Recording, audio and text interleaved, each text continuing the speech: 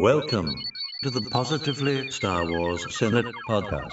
This is Obi-Wan Kenobi. May the Force be with you.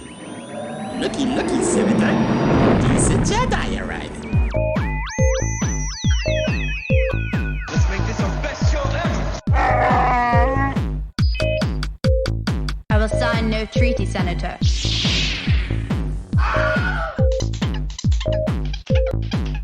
I am the Senate. This is the way. So, hello Star Wars fans and welcome to the latest episode of the Positively Star Wars Senate podcast. This episode was recorded on Sunday the 27th of August 2023 using the powerful dyad of the Force, which pairs two Force-sensitive beings, making them one with the Force and sharing a connection that spans across time and space, otherwise known as Microsoft and Skype.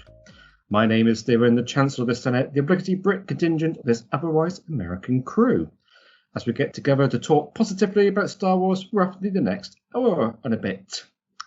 This episode is brought to you by Ray Stevenson. But getting to wield the lightsaber is just the best feeling in the world. And the first time that they handed it to me for the camera test, you couldn't help yourself. You make the noise. You make the noise. Everybody says it. I'm sorry. No, everybody does. Which I thought is very potent, given that we've actually got our first Star Wars look at the actor who sadly passed away not that long ago. Northern Irish actor, a mere 58 years old, which makes me feel old now. Of course, he's in Ahsoka and he plays the Order 66 survivor and mercenary known as Balin Skull. But I was also looking up on Wikipedia what he was also in. So he was in King Arthur in the film in 2004, Titus Puno. Never didn't watch that. The BBC series Rome. I didn't know he was in that, and I did watch that at the time. He was also in The Punisher, in Punisher Warzone film, the Superhero Squad show, and some other stuff I'd never known. I was in The Three Musketeers, which I also watched and didn't know he was in either. And is in one of my favourite TV series of all time, Black Sails. He's actually Blackbeard. I didn't know he was in that either. And of course, he's also previously been in Star Wars Rebels and the Clone Wars voicing Gar Saxon. So it's not our first intro to Ray Stevenson, but as we had a little potent reminder in the first episode of Ahsoka, we should remember and appreciate Ray Stevenson at this time and thoughts with all the family and friends and stuff of him. So, as ever, before we go on proper, it's time as ever to get a quick word from our sponsors. The galaxy's most legendary heroes, fearsome villains, and coolest vehicles. Now available to take home and play with at Pizza Hut, Taco Bell, and KFC. Right now at participating KFC locations, you can get one of these cool Star Wars Episode 1 collectible toys inside every KFC kids meal you buy. Fantastic. Thank you very much to our sponsors. We don't know where we'd be without them. So, whereas I'm in the UK, I am joined this month by my ever-positive friends from across that great big expanse of water known as the Atlantic in the United States of America. And in Skype random order, this time we have Tony. Hey, everyone. Glad to be back. Yes, welcome back, Tony. Special guest, Senator. Marie. Good morning. Glad to be back as well. Oh, yes, of course, yes. Yeah, welcome back, of course. Ron? Greetings and salutations, Chancellor, fellow senators. Good morning. Ricky? Hello. And Ryan? Oh, I'm last? I'm never last. If I don't want to take over Ron's... Skype random order. I guess I left and came back, so I guess I'm last. So, hello there. Hello there. Right, so before we get going on this episode, as always, we start with the Senate quiz questions. And I have got two here that I've actually spent a good 15 minutes trying to find yesterday, because they're both Ahsoka related, should I say. Ahsoka? What's that? Ahsoka? So I will give the two questions at the start of the episode, and then I will give you the answers at the end. So for those listening now, write down a piece of paper or just have a think about it during the show, and we will revisit at the end. So the two Ahsoka-related questions are.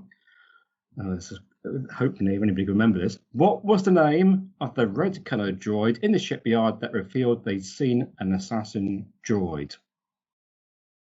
They did have a name because I can't remember. They called him over and gave him a name to talk about the various protocols that are in operation on the shipyard. And don't say it. And we did have a crawl, although people call it a crawl at the start. I didn't really call it a crawl, but we'll discuss that. So the question is, how many words were there in that crawl opening thing? And you remember we had that question about the crawl.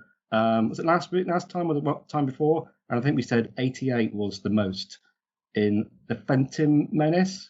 Was it the Phantom Menace which had the most words? I've forgotten already. No, it wasn't. It was what's the first sequel one called? Help me out again. Mine's gone blank. Force Awakens? Force Awakens. I think it's the Force Awakens that had the most words. Anyhow, that had 88 words, I think, in it.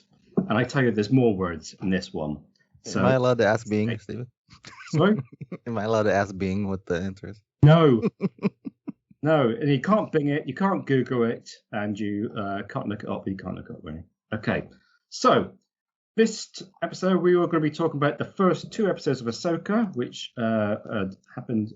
We just seen very recently, as the time of recording, and then we're going to have Ricky and Ryan tell us about the Rise of the Red Blade book review, which they've been reading and which none of us else could be bothered to read.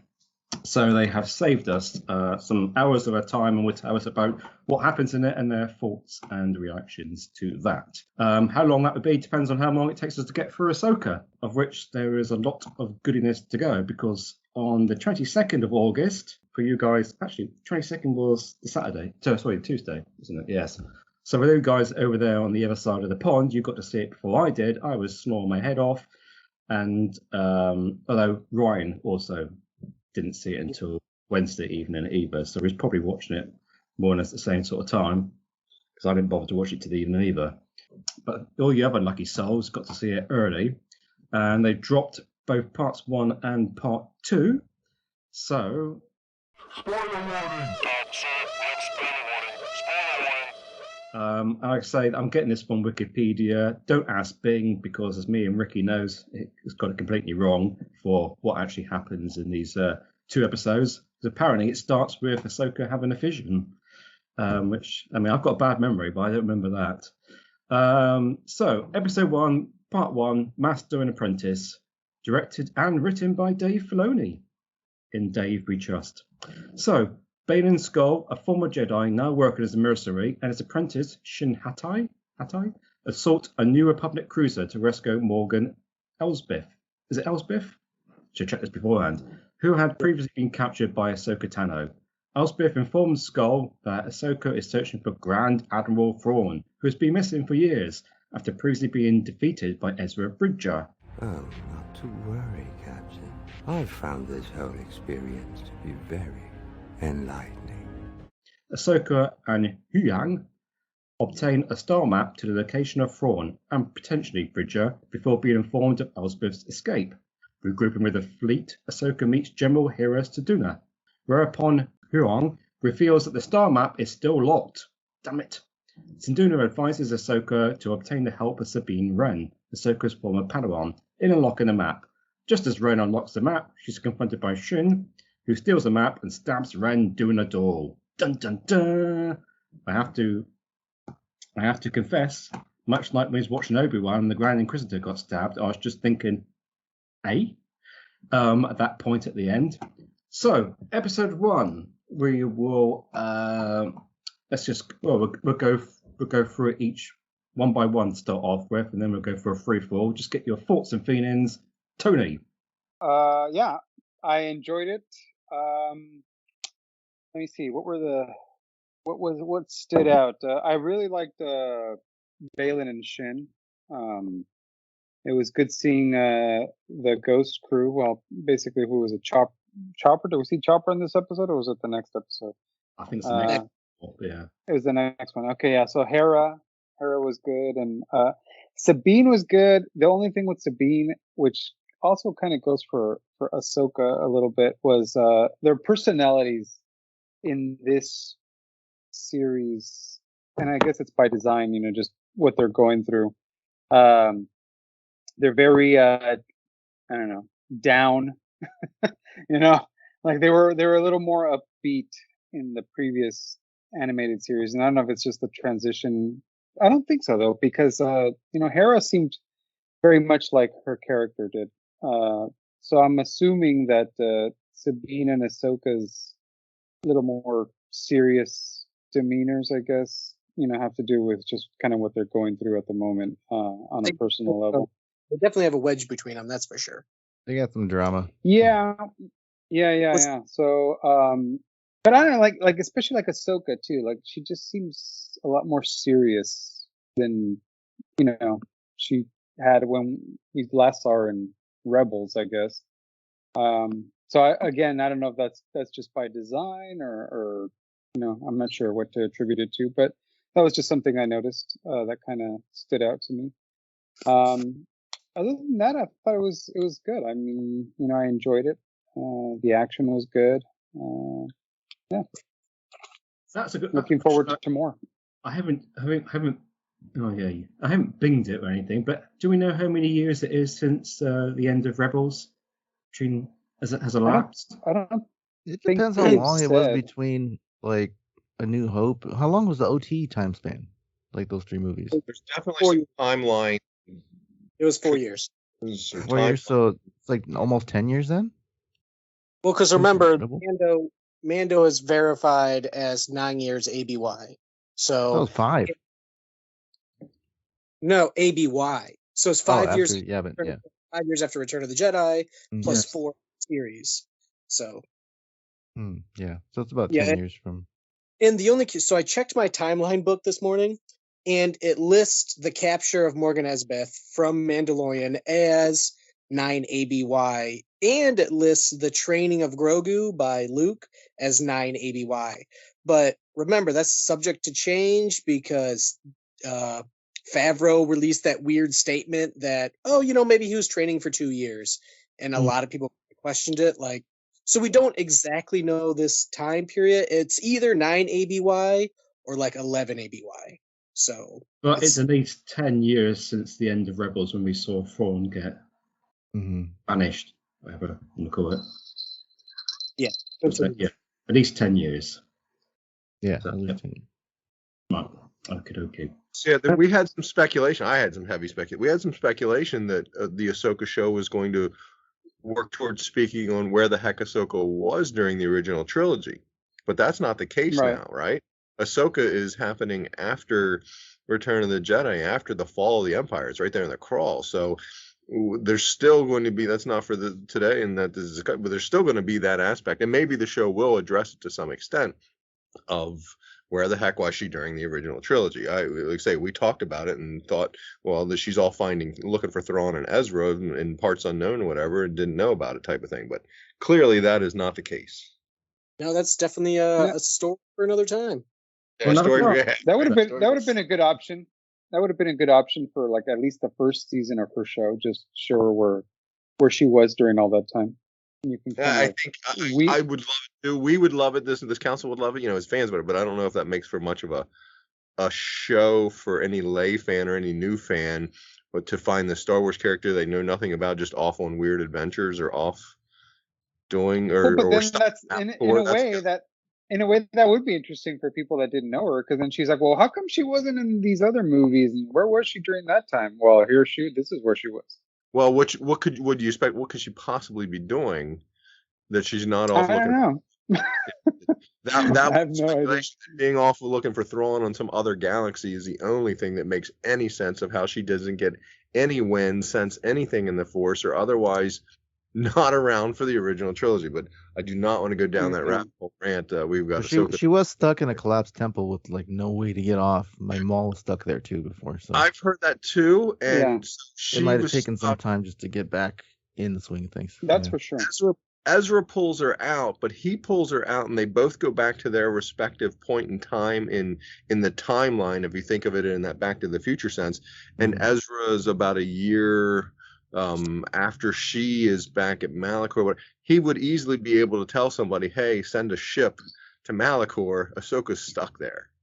So She she's not. couldn't though, because she told him like that he wanted to keep her, and she's like, "No, I have to go back because it's going to disrupt things." Right. So, They both go back to their it's the respective. same way like he didn't tell anybody about Obi-Wan.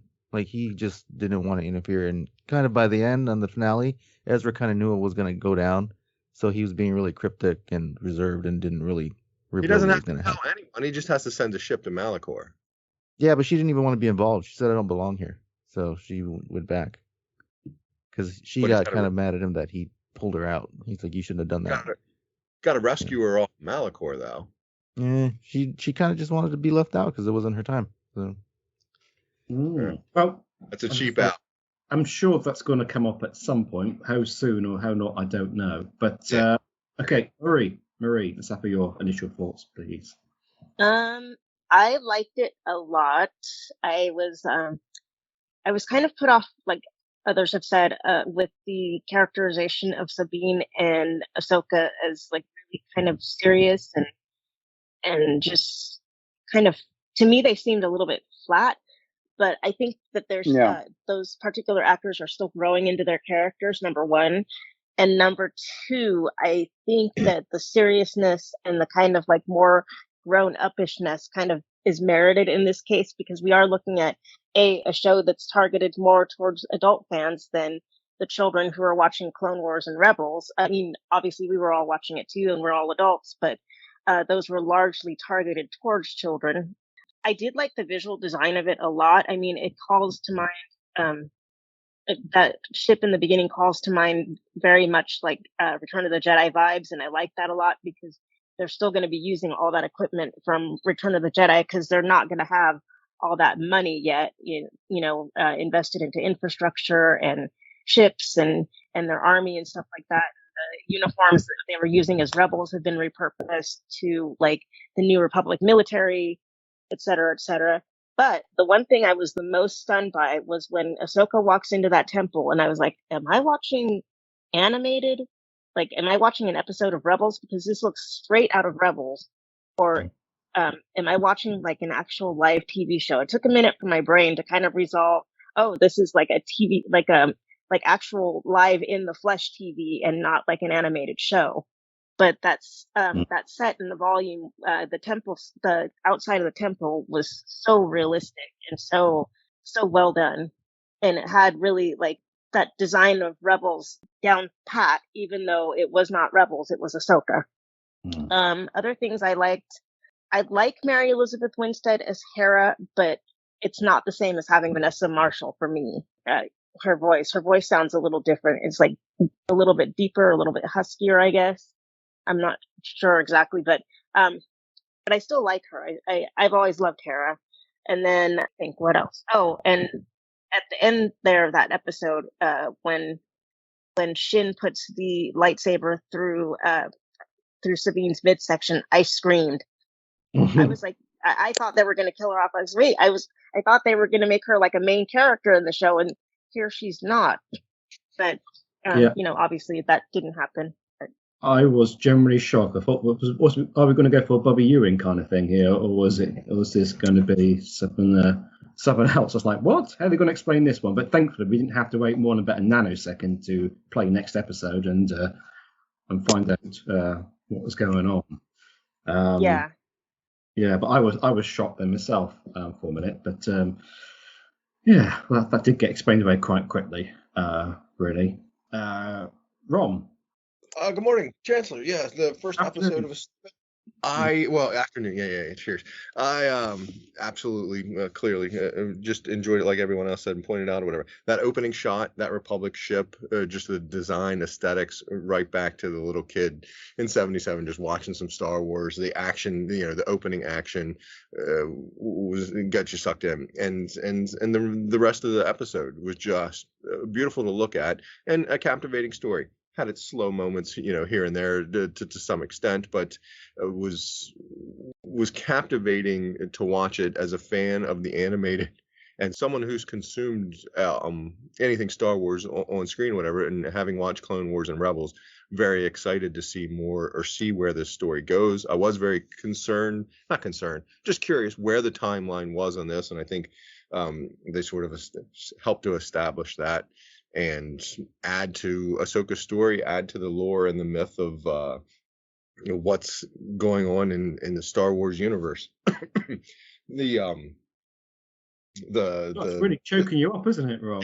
Yeah, no. The opening scene, the captain and his bravado. It's an old Jedi code, and he goes down to check him out, and he takes he's like, send a security detail with me. He takes all of 6 people or 8 people. It just that was my one chuckle moment. I think it's compulsory for New Republic characters to be stupid. Yeah, you're going down there. You don't know who was going, and they didn't flank or they didn't set up positions. That was a bit of a tell of this is going sideways in a hurry. What are we doing here? And then the Marie pointed out the scene at the end. I was very taken aback about that too. I was like, wait, what? Wow! But I quickly got over it because I think the trailer sort of ruined that moment for anyone that watched the trailer because it was in there with nice haircut. She had kept waiting for her to cut her hair the whole show. Yeah, she's sitting there getting stabbed, swinging her saber, at the air. So you kind of know that they kind of gave a tell that she's not stabbed and with a fatal stab or whatever, because she was still swinging. Sabine's still swinging afterwards, whatever. But she still had long hair. And if you watch the trailer and you're waiting for the nice haircut line and the chopping of the hair and the short haircut, when that's not there. So I'm like, well, okay, she's clearly coming back. A, because I'm a fan. I know they're not killing off Sabine first episode. Wow, that would be amazing if they did. And then just do that. Well, she didn't have short hair yet, so that's probably that's why they're dropping 2 episodes back to back. I'm sure we'll see her in episode 2. And I think the first scene happened. Anyway, loved it. Absolutely enjoyed episode 1. The action, the visuals, and the story that's kicked us off and started us off with Ahsoka. Yeah. Yeah, a quick shout out to New Republic cleaners who are just immaculate at keeping that place looking spark and speckle. I have to say, as I get a new Hoover on Monday, I am looking forward to trying to follow in their footsteps in the house and trying to get the crawl's weird. To call it a crawl, it does kind of crawl across the screen. Whatever.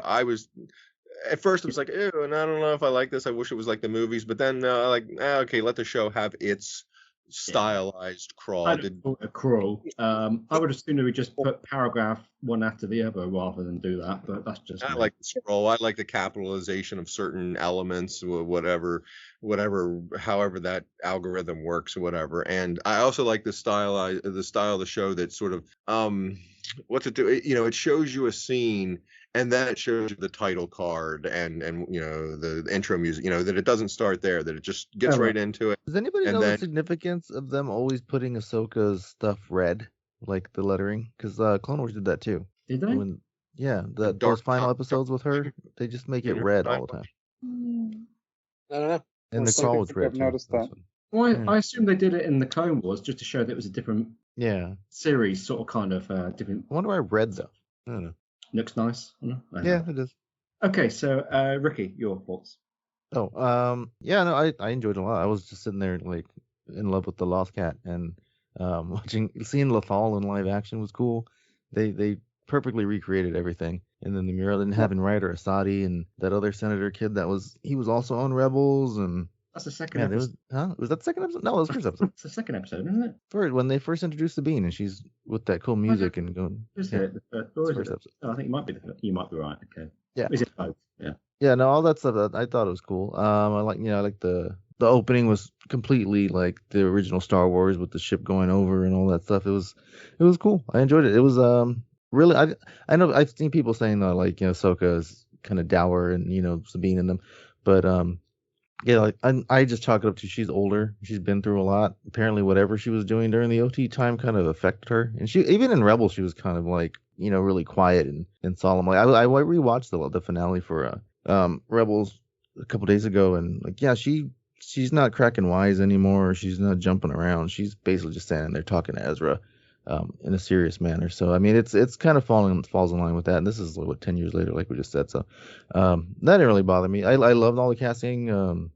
I thought they were good. Sabine was awesome, and so was Hera. I'm waiting to see if they bring Zeb in, but just seeing, this cartoon that we watched, years back in live action now is just awesome. I just kept looking for stuff in the background when they were in the temple and all that stuff, and I was completely what was that? I don't know if it was the second episode when they showed Morgan with the guys and they were bullshit with the Night Sister, but yeah, all the lore. Anytime anything Star Wars is like adds to canon and the lore, I love it. Like everything had a purpose in the show, so I thought it was great.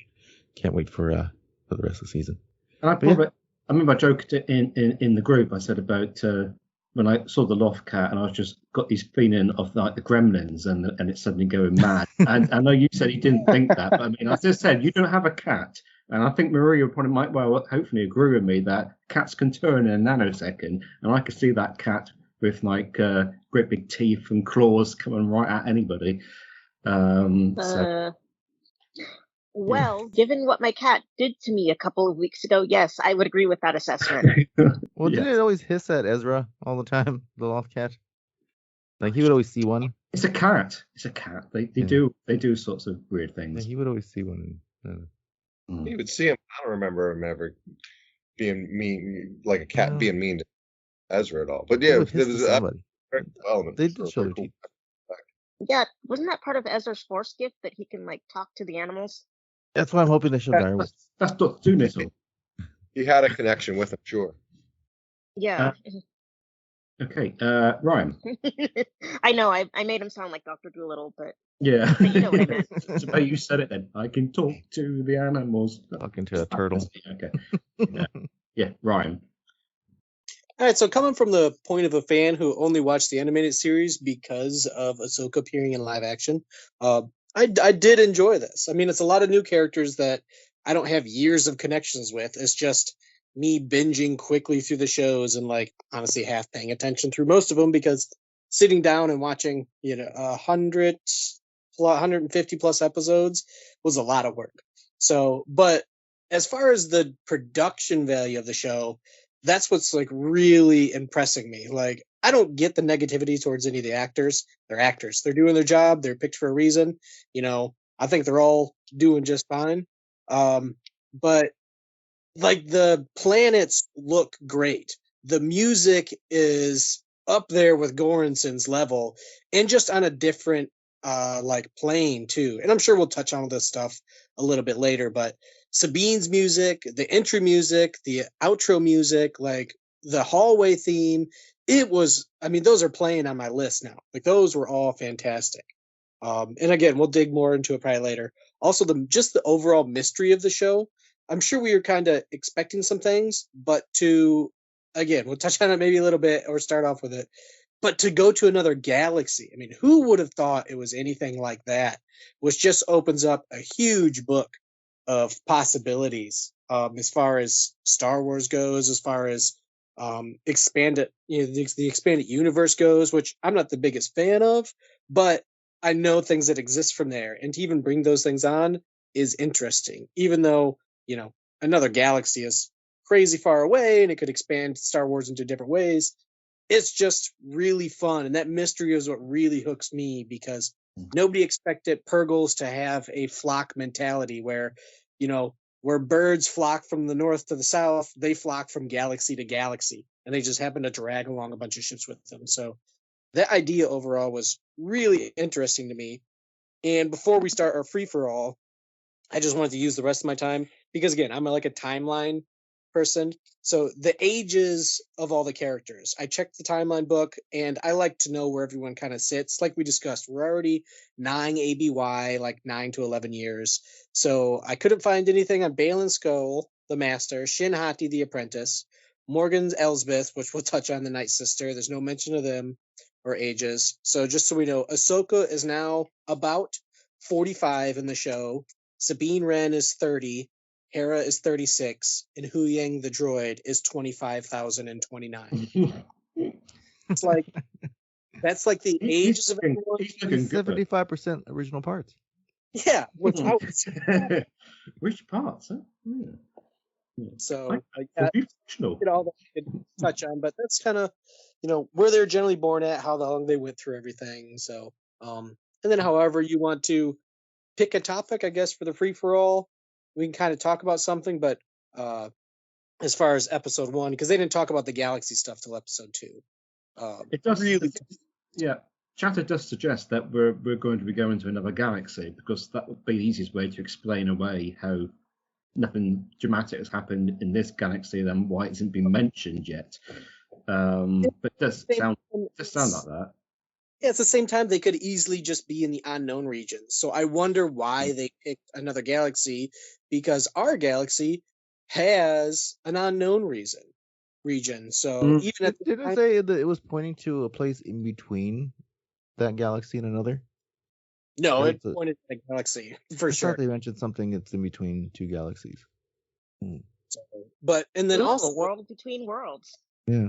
But then another thing that kind of pops up that it almost makes a little bit more sense is it never really clicked with me, and I never really liked it. But in the original trilogy, and I don't know if it's in the remakes or not, because those are kind of the ones I grew up on. If you remember, I think it was at the end of New Hope when Luke and Leia and a bunch of others are on the ship, and they're looking down at our galaxy. They're kind of looking out the window as the image is closing out. They're looking at an entire galaxy. Yeah, there's like a spiral galaxy in the. Empire Strikes Back, that was, wasn't it? So That was, yeah. that they're outside the galaxy. But now we're getting stories of, oh yeah, people have been outside the galaxy because it happened in the OT, and now these Purgles have obviously traveled to new galaxies. So just that, that always bothered me, that they're just looking down at the galaxy. I'm like, do you have any idea millions of light years you are away right now? Like, did you just take a hyperspace lane and stop and then turn and They look just down? pretty much try to throw space stuff in the background. in Do that we scene. want people to be the way this might go? Do we want people to be jumping to different galaxies? Do we want to keep these galaxies separate?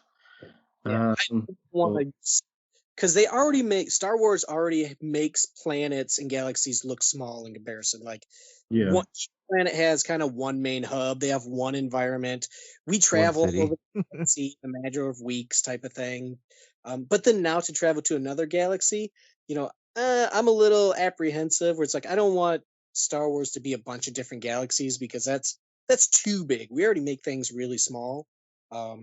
So and who knows if this triggers something from a response from that galaxy down the timeline, because we can Thanos maybe is gonna pop out and try to take over. at the end, at the end of the 2-episode discussion, I'd like to kind of discuss where do we think it's going. After the 2 episodes, we can discuss where it's going. Oh, make a note. Remind me. Because so put that in the notes or whatever. Because like my mind has definitely changed after watching these 2 episodes from where I thought was going to happen. And I'm reading a Thrawn book right now, so I'm like, man, things are changing right now for me, and lots of surprises. So, as far as the first episode, though, what did everyone think of pretty much these 2 new former Jedis, Balin and? Oh, I love them.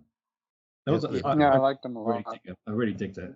So supposedly he was a Jedi that kind of disappeared after Order 66, and he kind of found. They made it seem like he just found Shin Hati and then trained her because she That's was what it force seems sensitive. like, yeah.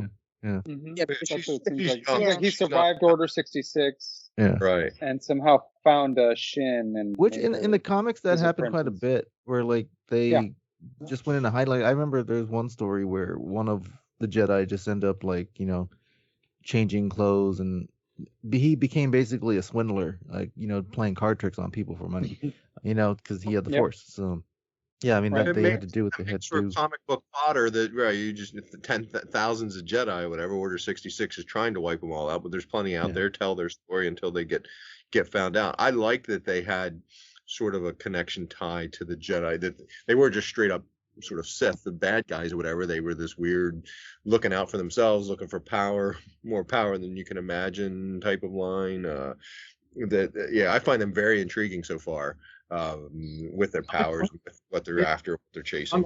Yes, I say I like the idea of a sort of what you call it, a retired Inquisitor as well. Yeah, I'm just kind of wondering why they're that's a bit helping. new. Like, you think he would have became an Inquisitor because obviously he's kind of dark already. They kind of labeled him like Dark Jedi. I think he's being older because Grand Inquisitor seemed like old for his whatever he was, whatever. But yeah, I like that he's not necessarily an Inquisitor. He's out for it for himself, or he's in it for himself to some extent.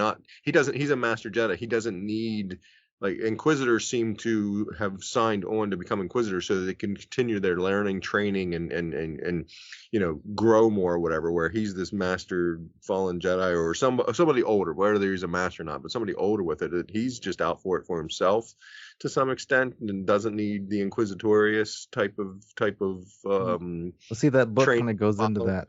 We haven't got into episode 2 yet. I was going to say, but before we just say episode, how many people, when just after Ahsoka had defeated the assassin droid, and she was battling off with the I love those droids. And he gets his blade, and he lights one blade, he lights the second blade. How many did you think was going to go in helicopter mode then? I was convinced he was going to helicopter off at the end there. But he didn't. I thought, here we go, helicopter mode. Here comes the social media. He did double blade throw it at her, and when he hops on it, runs away like the bad guys always do, and hops on that is absolutely brilliant, isn't it? If you watch, she does a little wiggle to get out of its way.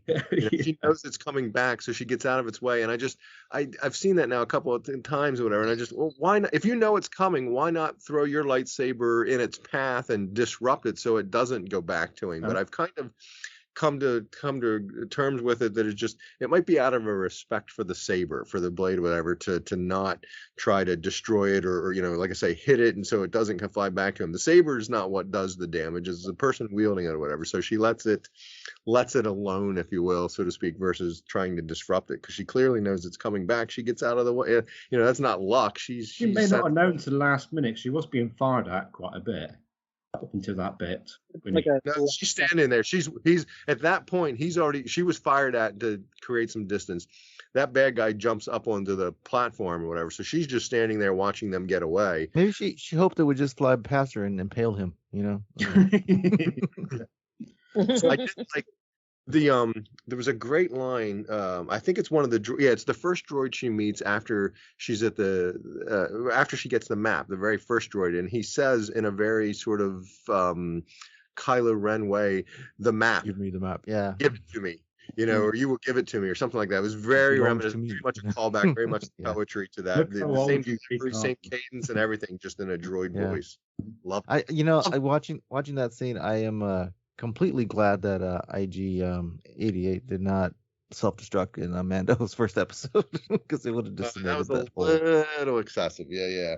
There were 3 of them though, so that's why. But I love that scene when they're sitting there posing in their self-destruct mode, and they go on the knee, and it was cool. I like the way that looked. But yeah. Self-destruct is to blow up so you can't find me. But that was destroy whatever city you're in.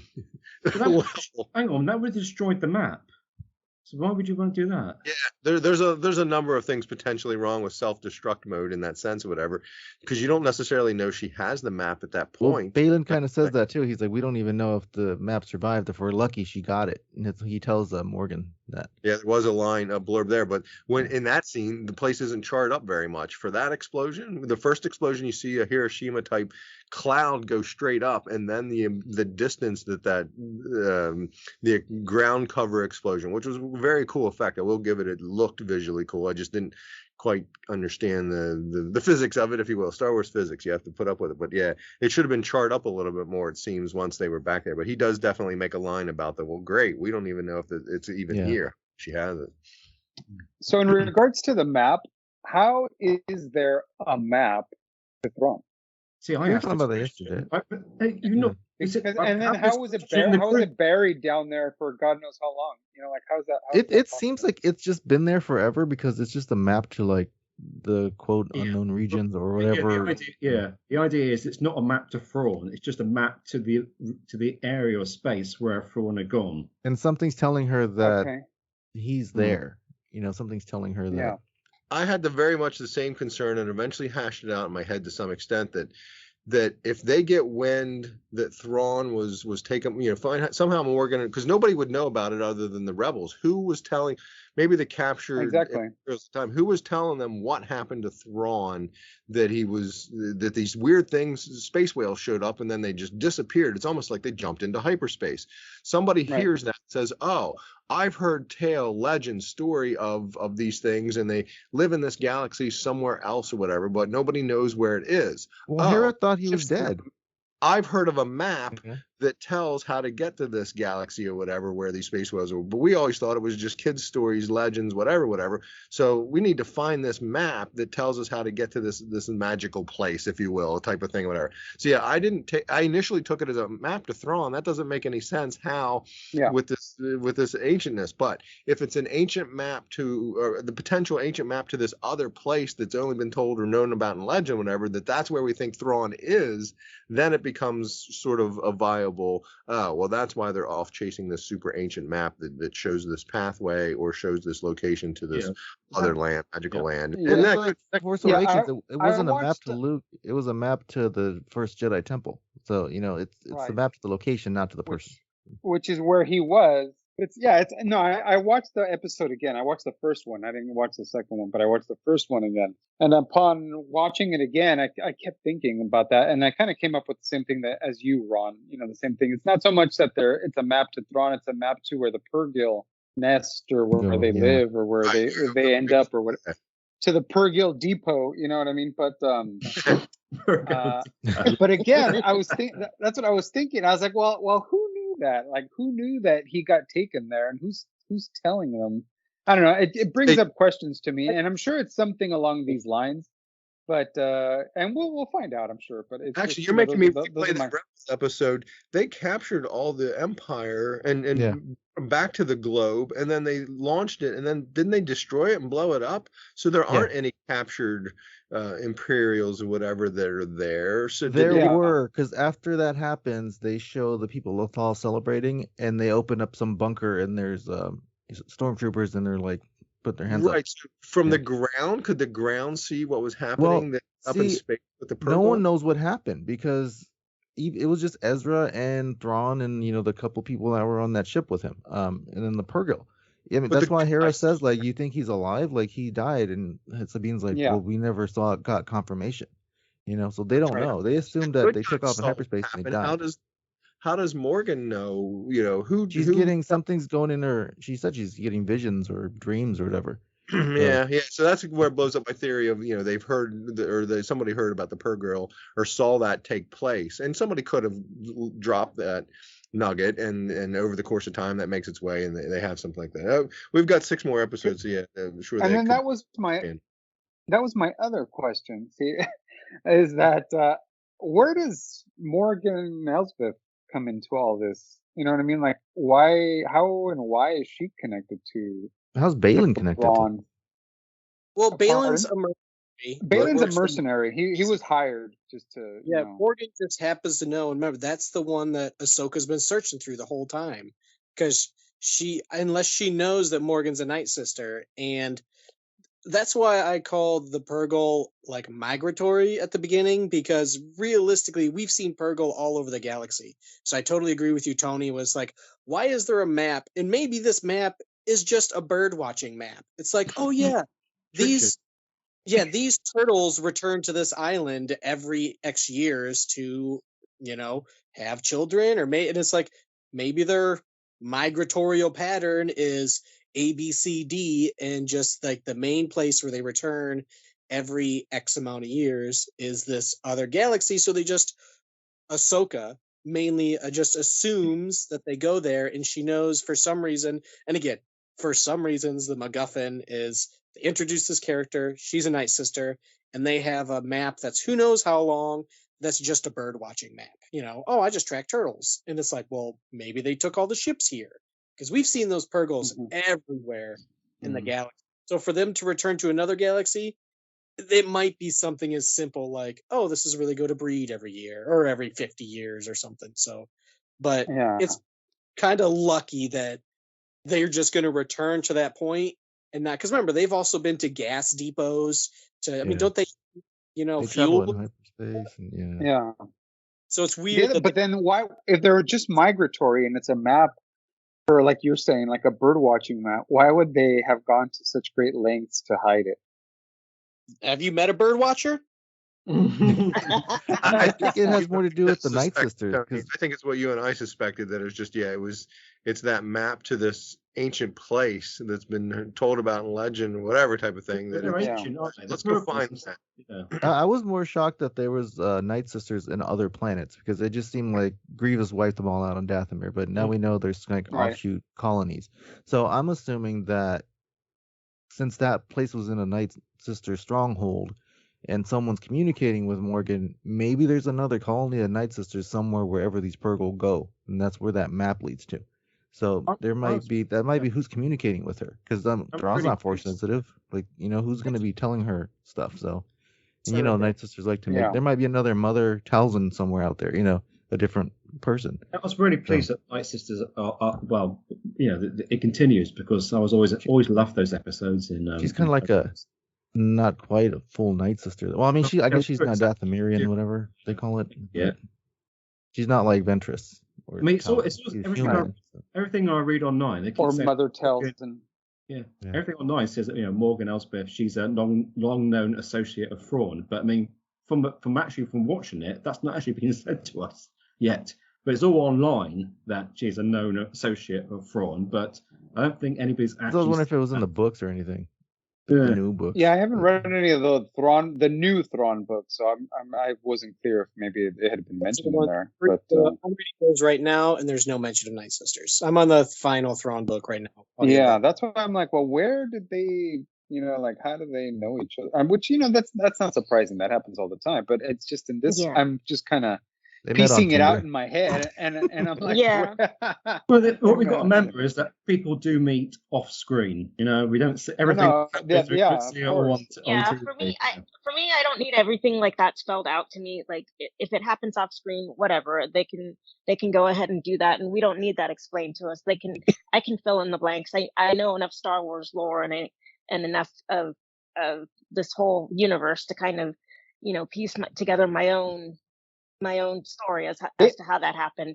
And it's nice to have like something that's not explained to you already anyway, like bits and pieces that aren't explained. It just makes it a bigger galaxy, because like as it is, it's a pretty small galaxy with the Skywalkers, and everybody knows each other in some way, and so that just kind of expands it out a little bit more for me. Like these pieces of like unexplained lore, I'm like, just leave them that way, because we don't need everything spelled out for us.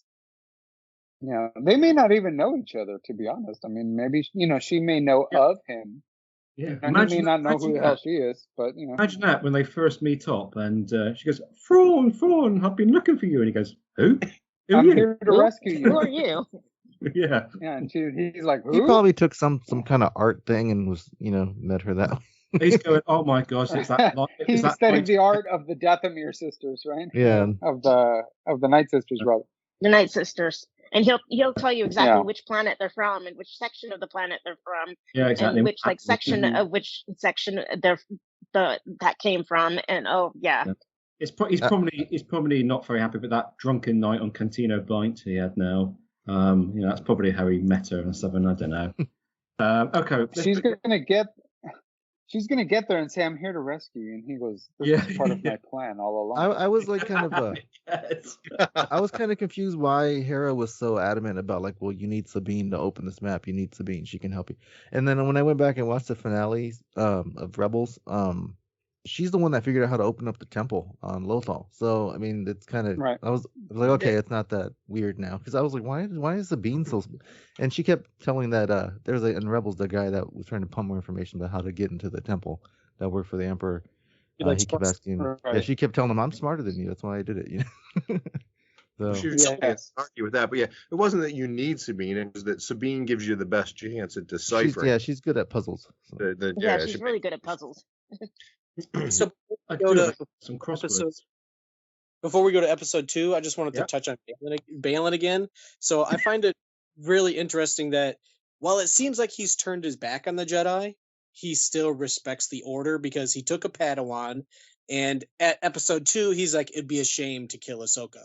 So I find his character extremely interesting because he definitely left the Order, or even hid from the Order, but he turned his back on Jedi teachings because he's a mercenary that kills people. So regardless of if it was before 66 or in hiding, he changed. But his idea of what it is to be a Jedi, he might have been like how Ahsoka's like, the Jedi are dead and gone. He might have been like, okay, I have to do it to survive. I'm a mercenary now. He obviously kills people, but Shin has a Padawan braid. She calls him master. So whatever they got going on, I find is extremely interesting. And now I want to know even more about, Balin and The only difference was that he treats her like a Sith apprentice because Jedi masters never they never send their apprentices go to this planet and go do that for me. They're like they're hesitant to do that. But Obi-Wan did it. Palpatine would send Maul to go do his dirty work for him, and that's kind of what he does. He's like, Shin, go do this on this planet. Go over here. And which I don't know what he's doing while she's gone because he doesn't seem like he's very busy. But he sends her off like twice, and he's like just standing there. I'm like, what are you gonna do, dude? Like, go with her. Yep, this huge important task, and you said American Shin. It's like, well, don't you want to do it if it's so important? Vader did the same thing, and Palpatine. It's like, it's so important, you go do it. But I love, Rey did great on this. Balin is super interesting. I want to know more about who he is, just his thoughts on the Jedi and why he both abandoned it and still cares about it, and he hates to see it. That line was just so touching, where he's like, it'd be a shame to see her go. He's just like, it was cool. A lot of Rebel nod. I love that they brought Ryder Asadi in there because he did take over for governor on Rebels. And the same, I didn't know it was Clancy Brown that voiced him. I guess it was the same actor. I didn't know. Oh yeah, yeah, it is. And then What a even spot that right? senator kid that he the puts that senator kid he puts on the spot there. He Yeah, was actually the Jai. one. He was the one from Rebels that connected Ezra to Ryder when they're like stuck in the cantina, and he took him in the sewers and let's go this way. So that was him. So Yeah. I thought that was cool. I had just finished watching Rebels right before Ahsoka started, a couple of days before I finally finished my rewatch. So yeah, all that stuff was kind of fresh in my mind. I watched it afterwards. After I watched Ahsoka, I went back and watched like 4 episodes of Rebels. I'm like, I need to see what happened at the end again because I was confused. Yeah. Makes sense. The one thing, going back to the very beginning, is when the rebel captain, when he allows them to board, which, like, why would you do that? Because he's dumb and arrogant. I think well, see, that's I think it's arrogant. I don't think it's dumb. I think it's arrogant. But they're transporting a prisoner, and he's bringing like unknown people on a ship. I'm like, dude, just keep flying. Like, why are you stopping to pick up people? Exactly. But the thing is that it's like, I think it starts beginning, and I thought it was a good little seed that they planted about how the Republic, they start becoming like the Empire. They right away they start getting arrogant. Like, instead of being, cautious and on guard. Which leads to it's like, yeah, exactly. And I like that they plant these little seeds, because you start seeing, it's like, and also their naivete, when, of course, they bring in all these ex-Imperials, and, they kind of leave them unattended, as, we'll see. And, of course, they're still loyal to even Mando Empire, showed that too. Like, It's exactly. It's like That's a it's not genius historical point. parallel in the denazification of Germany, which it was really intense at first, but then they kind of abandoned it, and it did nobody any favors. Yep. As we're seeing, exactly right. 80 years That's down the the parallel. line. Mm-hmm. But Tony, Yeah, I love anyway, I found that how the rebel, or how the Republic is sort of becoming silly with their rules, and how easy they are to dupe. Like we see it happen to the Empire so many times, of, like you say, gaining access or getting aboard a ship or whatever, or droids being painted differently and all that sort of stuff. Whatever, that they've become complacent. That's beautiful. The whole retreat in our hour of victory. Yeah. That whole thing. So yeah, that one really stuck with me right off the bat. But good episode. Well, I did like episode 1, the awkward moment where Ahsoka, everybody's meeting there, and Ahsoka and Sabine are staring at each other, and just everybody's being introduced to whatever, and Ryder Azadi says, You're going to want to hear what she has to say. And Ahsoka doesn't beat around the bush. She hands the map and says, I think this will find Ezra. And the look on the actor's face that plays Sabine, I don't know her name, sorry, whatever, but she goes from this is awkward meeting you to wait, Sabine map, Ezra map. And I really found that scene compelling of just, you're going to want to hear what she has to say. This is a map to Ezra, and the look on Sabine's face of what that means. We don't know what's going on between Ahsoka and Sabine to get this rift, and we'll find that out or whatever. But the look on her face, that it changes. It's not a look. It starts at one point and ends at another point as she realizes the ramifications and the weight of what's being presented to her. That she did want to hear what she had to say, as Ryder Azadi points out, or whatever. I love that scene. Yeah. And Sabine, talking about how episode 1 ends. Yeah. Sabine and Ahsoka's relationship is 100% off screen, because I think even in Rebels, I kept trying to rack my brain. I don't think they ever even interacted on Rebels. Not very much, no. Like they were, very much. like obviously they were in the same space, but I don't think they had any scenes together, or they even spoke to each other. Really. Like I say, it's 100% off screen. Whatever transpired, whatever transpired, Absolutely. Well, then, like, when was she training her? Was she training her post Return of the Jedi, or was it during the war? I would say post Return of the Jedi, yeah, or Well, at that least would mean she post hasn't whenever been- she returned to the galaxy. This gets back yeah. to the thing. I'm just realizing that if Rebels ends, that's a young Sabine there, but this is another 10 years after that, after the OT. Sabine should be. Is she that much older? I guess she is kind of that much older. 10 years older. Yeah, Wait, maybe. Ryan, how old did you say that Sabine was supposed to be? 35. Oh, what is it? 30? Right? Where'd you get that? Ryan had it in the said book. 30, yeah. It's Hero's 36 or something. I think, Hera, she's a good looking Twilight then, because she hasn't necessarily aged. If it's another 10 years, of course they live a long time, I think we learned, but And she's still wearing the same clothes too. Yeah, right. It's a different outfit. I was about to go there. Right, she's still wearing the She's same. not wearing the jumper anymore. But I have T-shirts that are 30 years old, The so jacket, I guess. there's nothing wrong with that. Yeah. She didn't have the baggy pants like she did. Those pants in Rebels always bothered me. It had the bell bottoms. Easy to draw, my friend. Easy to draw. That's true.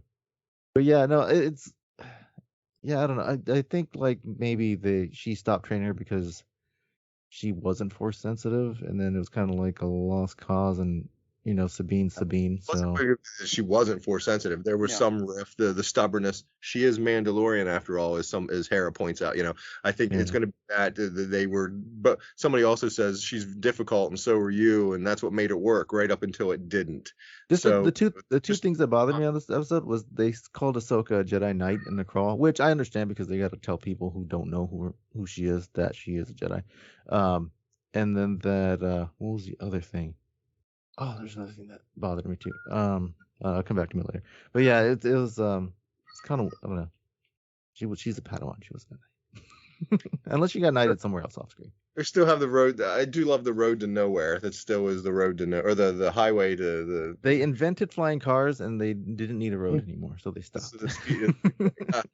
The speeder bike action, and that was a cool scene. The ducking under the E-wing was just that was good excitement. We hadn't talked about that at all. That was a good, exciting, good bit of action. And then the layout of the scenes. I mean, this is true of what the whole series, even episode 2 has it when they're on Corellia. But just they're walking through the hangar, and there's a lot of back. It feels vast. It was very well done. The volume, the visual effects, whatever.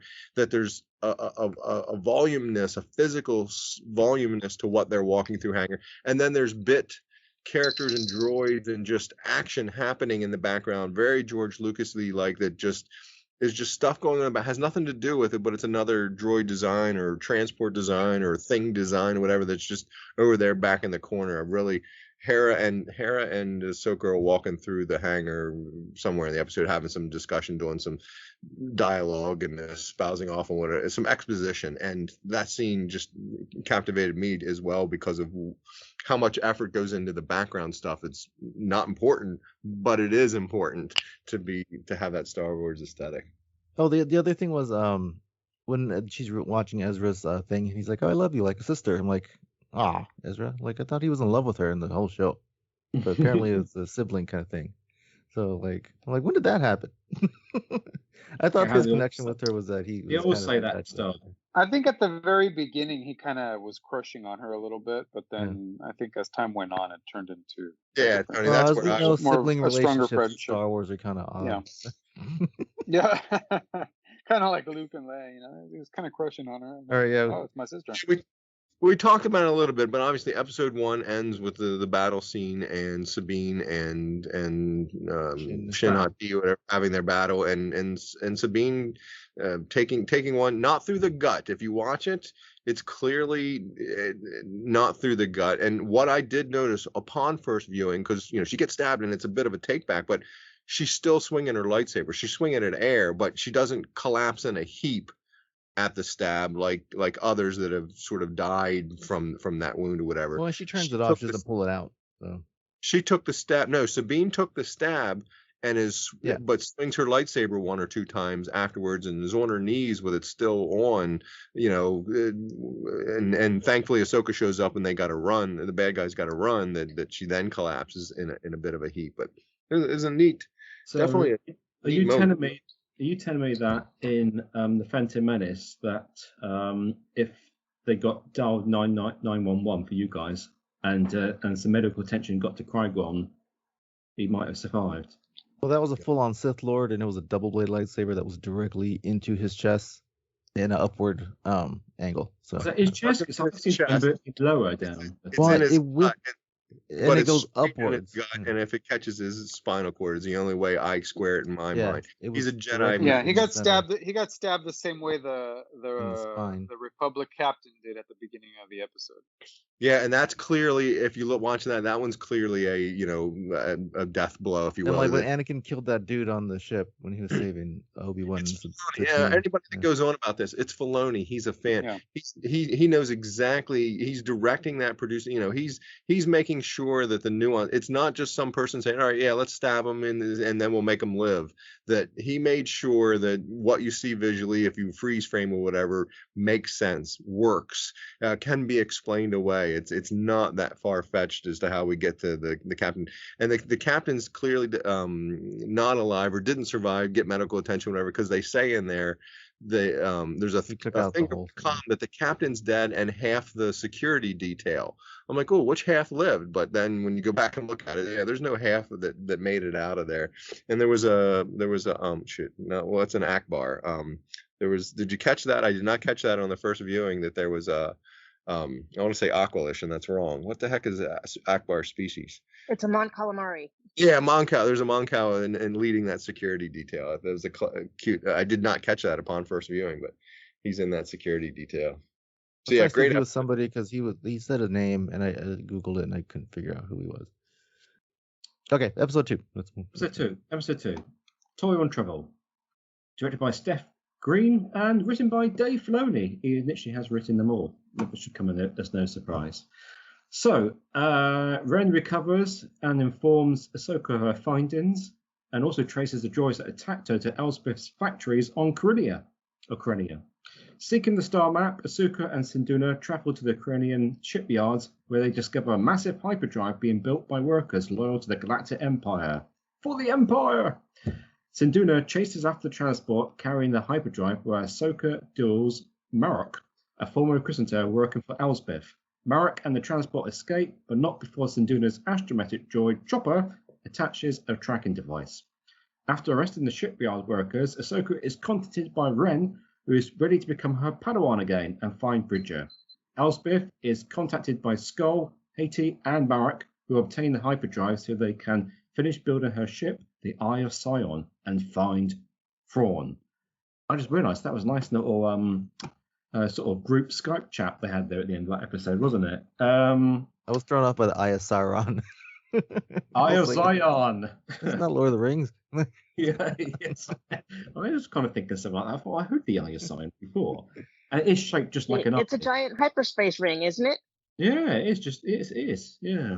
I really thought it was some kind of weapon, and it was the center of Starkiller Base. But I'm like, no, it's a hyperspace thing. So we're not what's going on about what she's been doing for the last 10 years. Obviously, building that thing. When she could have built Starkiller Base for that They're time. building that thing, so they're not just bringing Thawne back. They want to bring him and his fleet, or him and his Star Destroyer, or him and something, right? That's why they're building that bridge. That though, they could build their thing and get to that galaxy. What was Thrawn's ship called?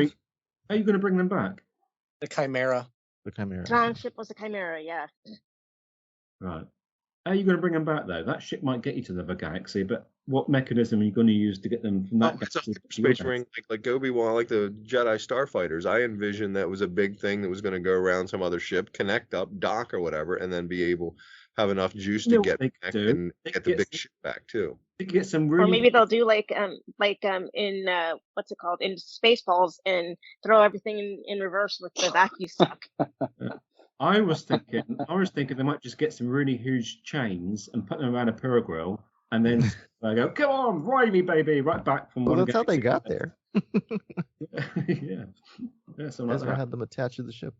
So the episode starts. It clearly Sabine lives because that's right at the first scene, or right at the it's right at the first scene if I recall. That it's very early on anyway that we see Sabine. So there's no when it was a 1-2 punch like that, there was no real cliffhanger but to any lay person that watches it later or down the line, or even if that, they're going to binge it. So there's just not a lot to that character getting stabbed at the end of episode 1, because it's clearly not an issue at the beginning of episode 2.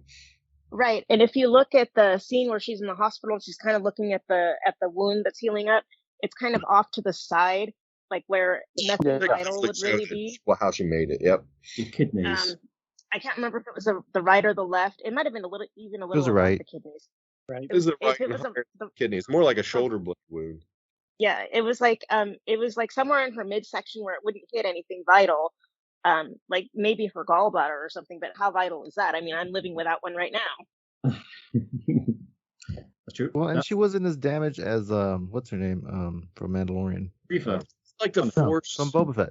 The Force ability that Ahsoka had, the Force remnants of walking through the whatever. She was in the air.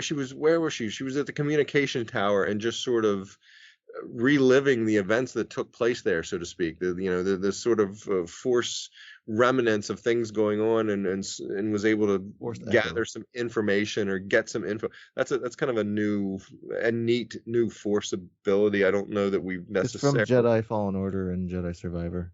Cal Kestis had the same ability. He could touch things and feel the echo. Quinlan Voss. Oh yeah, Quinlan did too. Voss too, yeah, and Rey. It's Psychosymmetry. Oh yeah, Rey too. So yeah, that was a cool, not a fact, but something new, at least for me or whatever, that I kind of liked. Thought that was an Ahsoka thing, but okay, a thing in the Force, which makes sense. Everybody should have their different. Ezra and his Force connection with animals type of thing. I kind of like that aspect of the Force having some, everybody has it's like the band, I guess. Everybody has their own Jedi toolkit.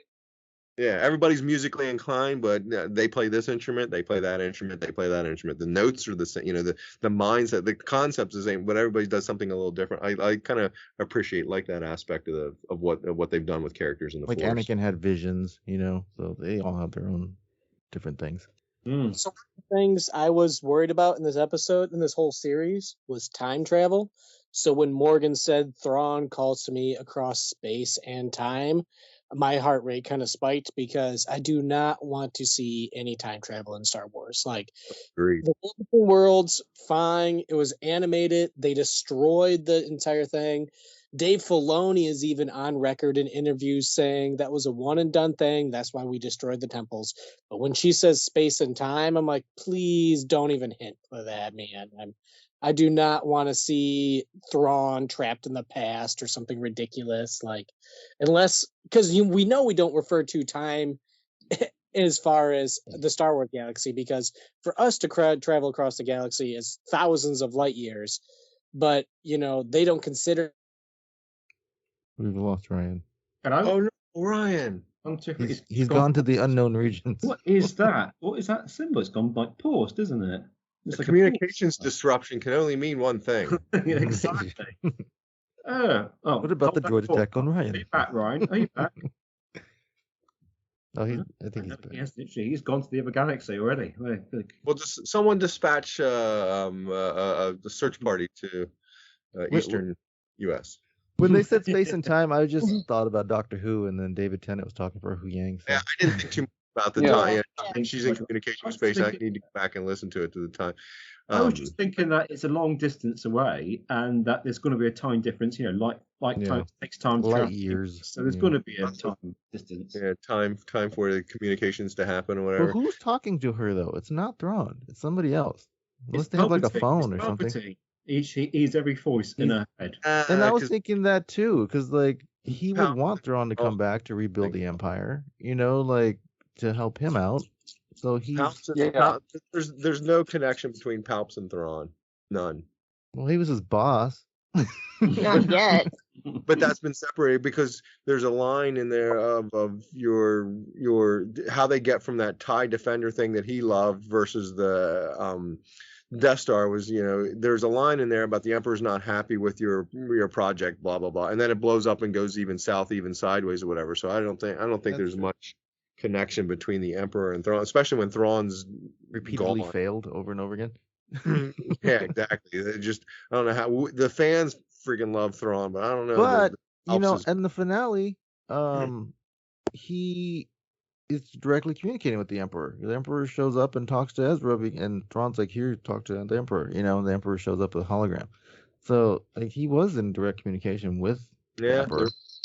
Definitely. In the end, they also made a episode. Yep. They also made a point of saying, right, like that he was the last surviving Grand Admiral. I mean, he's the only Grand Admiral from what I. Well, yeah, but I mean, like, what I'm saying is, like, if they know that, well, obviously, I'm sure, Palpatine would know that, and that's his best option. That would be his best option at rebuilding, having somebody with the experience to rebuild for him. The wherewithal. So, yeah, so that might be a reason he wants him brought back. So, I don't know. Yeah, so this is like after Battle Jakku and all that stuff. So there's no more Sloane and no more. I don't know who the other commander. I forgot their name. But Master Rennie. So the other big question I had that I keep seeing pop up the internet is, who is Merrick? So I didn't realize this was going to be a thing on the internet. Like, apparently every new character has to be related to another character, which drives me crazy. I'm just like, and then okay, that's Merrick. Star Wars literally put out a backstory for him that he was a former Inquisitor that works as a mercenary now. But all these people are still like, it's Ezra. Like, they literally told you it's not. It's Merrick. maybe it's a swerve. But I don't even get the Ezra point of view. Like, he's with Thrawn. Why do you think they just pick a character that would have the biggest shock, ripping off the mask, and it's a scarred up Ezra, and he's like, I've been brainwashed. No, it's just Merrick, dude. Like, stop with these crazy guesses. That is a lay Star Wars fan contract, because Star Wars storytelling, I don't think has and ever will have a outside of Anakin, let's say, that one big, you're not going to have a good guy turn bad, so to speak. You're not going to have, everybody wants that. Everybody wanted Luke to be, in Return of the Jedi with the black robes, wanted him to go dark. There's always this contingent to want somebody to go dark and go bad or whatever. And I just don't think you see that in Star Wars for beat characters, because that was the crux of Anakin's thing. I mean, I know it's happened with Pong Krell and people that have turned, but to truly go from Ezra to the other side, Merrick, that seems, I don't see that as a part of Star Wars storytelling in that sense, where, like you said, right, or somebody said, where you're going to get the mask reveal, they pull it off and it's you? No, how could you be the bad guy? I just don't see that. That was the crux of Anakin, that big part of this story. You would discount that to some extent, I think, his fall. Well, there were like 84 and I would have gotten away with it too if it weren't for you darn kids. Pesky kids. Yeah, I think he's just his own thing. He's like the 27th brother or something like that. Right. We need It's some not other going to be Barris. It's not going to fight. be. It was a good. It was a good fight on Corellia. Oh, I love the Corellia. I loved everything about Corellia. It looked beautiful. It was cleaned up. The water, the skies seemed to look clean. The busy bustleness of the port and everything. Her flying off. I'm sure everyone caught this, but did you catch Hera flying off in the Phantom, whatever? And she looks down and sees the lightsaber battle happening on the dockyard or whatever. That, you know, she sees, she's got her action and she sees that little bit of action going down there. And I don't think anybody's brought up yet the best part of the whole episode too, right? Chopper. Keep a lid on it. Chopper. Everything Chopper. Oh, was he just He's like, did you go through my stuff? yeah, just a blast of just so well done, so real live action, so believable, and such a great droid and so much fun that it absolutely gave a bit of a fist pump. And you see Chopper doing Chopper stuff and interacting with Hera in the way they do. Did you go through my stuff? Did you look under the backup battery? Oh yeah, here it is. You know, don't miss Chopper. All of that was such great action, such a great scene. I do need some explanation. There's a World War II. There was it's not chaff. Whatever, where they fire the and it explodes near the airplanes. And it's a burst of shrapnel and a burst of, you see the explosion, so you see the puff of smoke. Why are we seeing that? Again, Star Wars physics, I know, but you see that with Hera's ship and the Phantom, that there's these bursts of, not laser blasts, but there's bursts of smoke like something is exploding. Shields? That's what I got to as well, Ricky. I'm thinking, well, okay, maybe that's the laser blast hitting the shields, and to visually show that in a way in live action instead of just being a bright flash like you do in animation. It's looks actually getting explosion, puff of smoke or whatever, but it's also because it was a daytime scene, no? Like maybe that's another reason they did it. Still, because it was a daytime. It was a daytime scene. It wasn't out in space in the dark. Touche. Daytime in atmosphere. That how else are you visually going to show that off? Still, it was great action. Just loved it. Her flying, her maneuvering. I thought felt more realistic. Maneuvering things than what we sort of see in animation, that they really had that ship dodging, ducking, and weaving like Hera is the great pilot that she is. Love that she catches up with him, does the barrel roll loop to throw the tracking device on it. That was every time there's a tracking device in Star Wars, it has a freaking light blinking on it. I'm like, this thing's supposed to be hidden, and you have a light. Take the LED light out, man. Just put it on there so they don't find it. Come scrub my hall and look for this blinkety blink thing, Kodak, because that's going to tell you there's a tracking device on it. Yeah, you're right, Ricky. That is a bit of a wait. Every time they always do that, like that it's turned on. That it's on. Every single time. Are the villains really that dumb? What's this? Yeah, but they're not going to see it. They're not going to see it to start off with, are they? When they're flying through space. Ron, you got me thinking about your explosions in the air. So every time people write Star Wars and they direct it, they have to think of how will the fans react to this. So I wonder if one of the thoughts which would be Filoni, would be like, okay, we're flying up into the atmosphere and they're shooting down at the Ghost or the Phantom or whichever one it is. Like, would fans instinctively say, wait a minute, all those lasers are just shooting the people down on Corellia? Oh, that's awesome. Just make them blow up. So that will avoid the fan. Of course, now we have the fan question of why are they blowing up? But they could easily be a different type of. It could be a concussive lady. They could do whatever they want. But yeah, that's right. So they're not raining down on Corellia because Chop says, just blow it out of the sky or whatever. She's like, well, we can't do that. It'll rain down the city below. So that explains it. And that is genius, Ryan. That's why the laser blasts have to have some sort of detonation or stopping point up in the atmosphere, lest they are raining down on the innocent, everything down below, so to speak.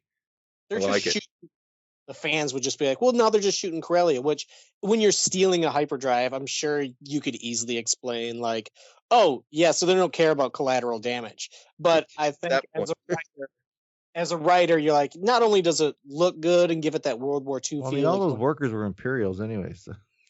Yeah, the Force works in mysterious ways. How fortuitous was it that Ahsoka says, do you have any other type of droids in assassin class? And no, why would we have those? That's silly. And the protocol droid, who we can't name because that's the answer to the question, and I don't know if I know the answer. But anyway, protocol, yeah, I've seen one of those. Where? Well, it's on that ship that's taken off. I love that aspect of the Force working in mysterious ways, that if she doesn't ask that question and the droid's not in that room, it's obviously convenient convenient plot storytelling, or whatever. But no, that's the Force working in mysterious ways. That It's she okay. asked the question Keeps and an eye got on the her droid. tinnies. Yeah. And I don't know if it's becoming too common in Star Wars where they're like, oh, they're just part of the Empire, because Mandalorian did it. They did it with when Cara Dune shot that dude or whatever when they were taking the clone guy. But like, I still love that type of story where it's, yeah, there's still people that believe in the previous regime, even though he fairly elected out with a fair election. They're still like, no, he won, and they're trying to sabotage everything and hiding in plain sight. So even though it's starting to become common in the Mandoverse, I still really enjoy when it's like, he's like, for the Empire, and then he just gets blasted. These people, they're still, and they're going to They're be true believers. Like the what's her name on Mando, that they just let run around willy nilly and like kill people, and no one pays attention because the ineptitude of the New Republic. That's still Mandalorian, where he's like holding Pershing, and he's just the way that guy talks, Yeah, and that I had friends on the Death Star, basically. it was great to see someone so infatuated with the Empire, and they're making us great. And if you notice, it's always humans that are like, the Empire loves us, and that just brings out the true story that George Lucas was trying to tell of like the Empire wasn't great. Like, I don't wear clothes with the Empire. I don't even like my stormtrooper socks because I'm like, yeah, it's the bad guys are cool, but they were a Nazi regime who only favored humans, who enslaved worlds. Like, they were the bad guys, and I'm going to I boo the bad guys and cheer. Yeah. So it's just like, I love when scenes pop up like that where they're like, for the Empire, and then they just get blasted away because it's real life, man. They're still amongst everybody. Well, and then it helps you like not have any sympathy for all the thousands of stormtroopers they've killed over the years, because like, yeah, they're all bad. It doesn't even matter if they're a soldier or a desk person or what. They're all bad. I believe that guy where he's like, look, we only do it for the money. I was like, that's a good point. Like, a lot of these people, they just wanted there to work. Like, listen, I got to feed my family. I don't care who pays us, just pays us. Let's be real, you're building rockets. Like, people who build weapons, they're going to kill people in other countries. Like, but you're getting paid for it. But these guys were not only getting paid for it, they're like, for the Empire. So it wasn't about that. And then it kind of answers the questions I had from Last Jedi with like DJ was like, well, look at this, who's building this ship? Look who's building this ship. Good guys, bad guys, it doesn't matter.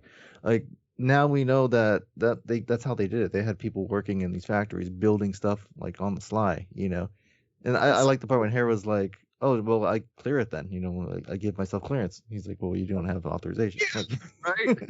It's classified. Well, I'm a general. Oh, I don't know. I need authorization. Well, then I authorize you. Yeah, that was a great character moment, because she noticed right away. She's like, we're not building anything that big. So yeah, he tried to be the best one. And she's like, she was smarter than that. And I love that character boost. It shows that she really, and as she always has, she knows what she's doing, because she's like, we're not building that big. That's a super Star Destroyer class engine.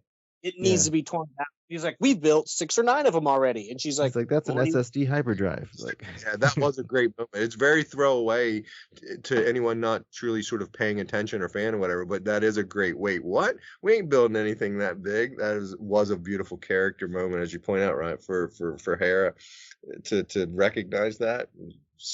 Just great writing, just he does drop, right? I think the bad guy weird, what was it, but he says SSD, and I had to double take. Wait, what was Superstar Destroyer? Really a fan moment kind of thing. I was thinking, I'm never thinking SSD. It's a solid state drive now. Solid Yeah, state that's drive. what was that. The computer guy's like, wait, that's not what that means. It's something else. Star Wars. Oh yeah, Superstar Destroyer, you big. I think I immediately yelled out Superstar Destroyer when he said that.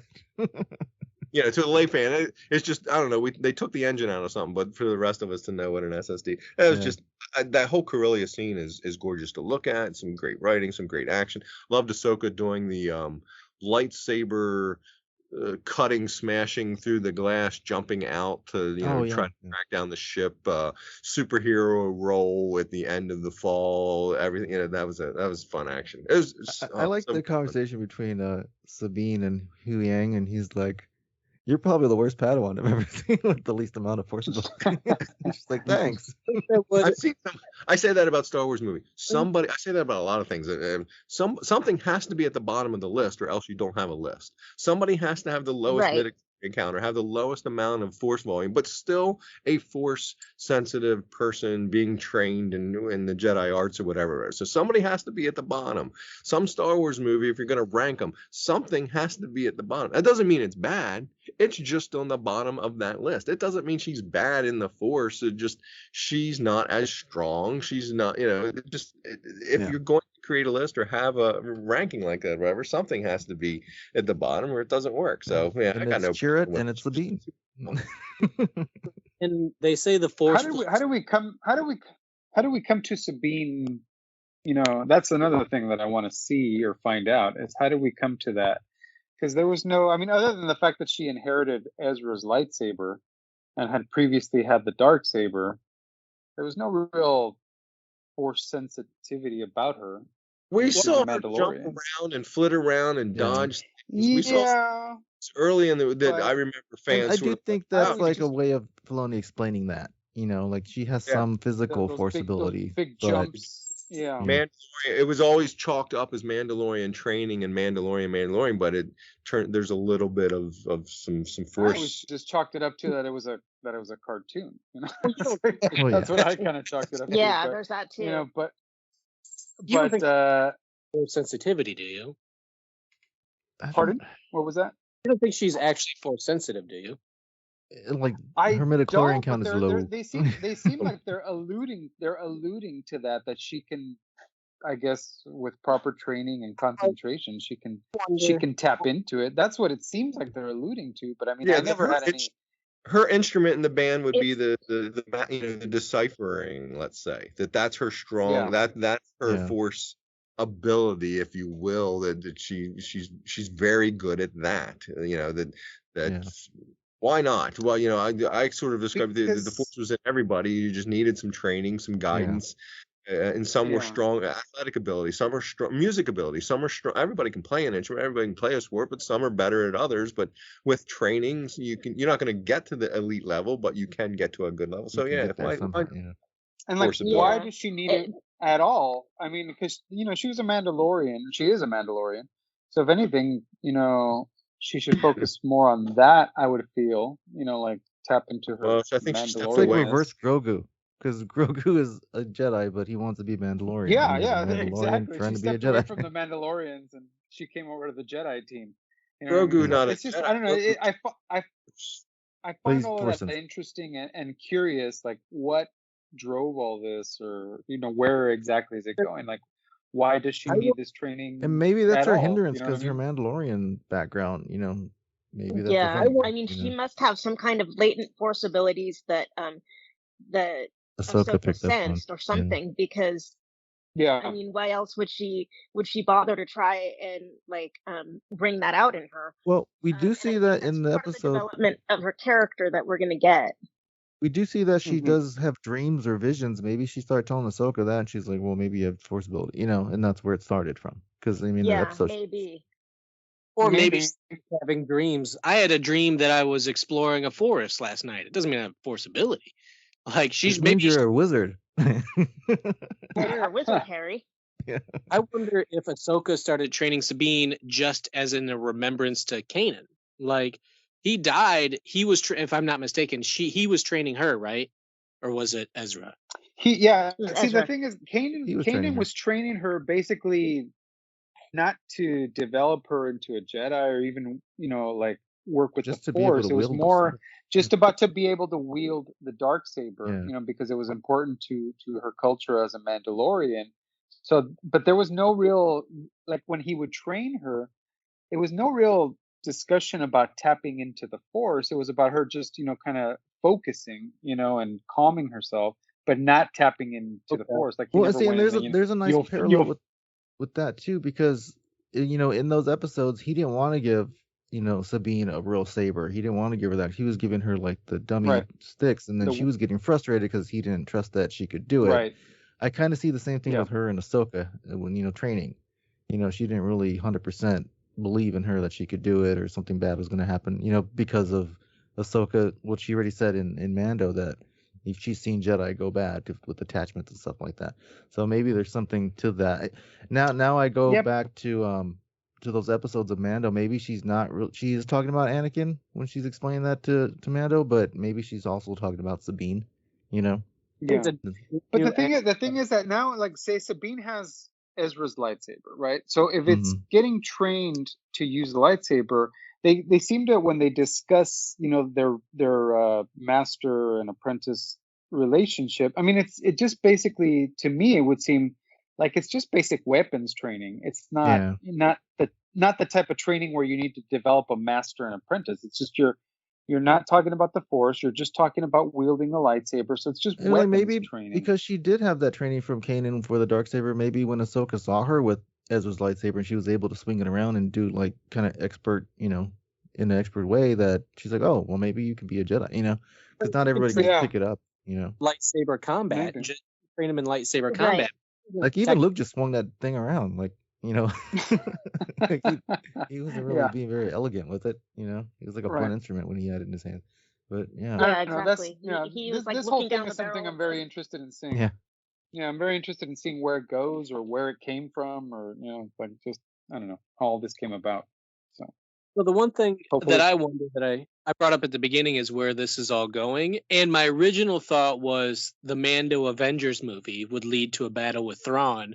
But the more that I read on Thrawn, the more that I watch on Thrawn, he doesn't ever seem like main villain status. He doesn't ever seem to want to be like, I want to crush everybody. Like, he was simply helping the Empire to ensure that nothing rose up as strong enough to battle the Chiss. And I just, after watching these first two episodes, and it totally changed my perception, is I just don't see Thrawn as this super big villain that's evil and wants to kill everybody.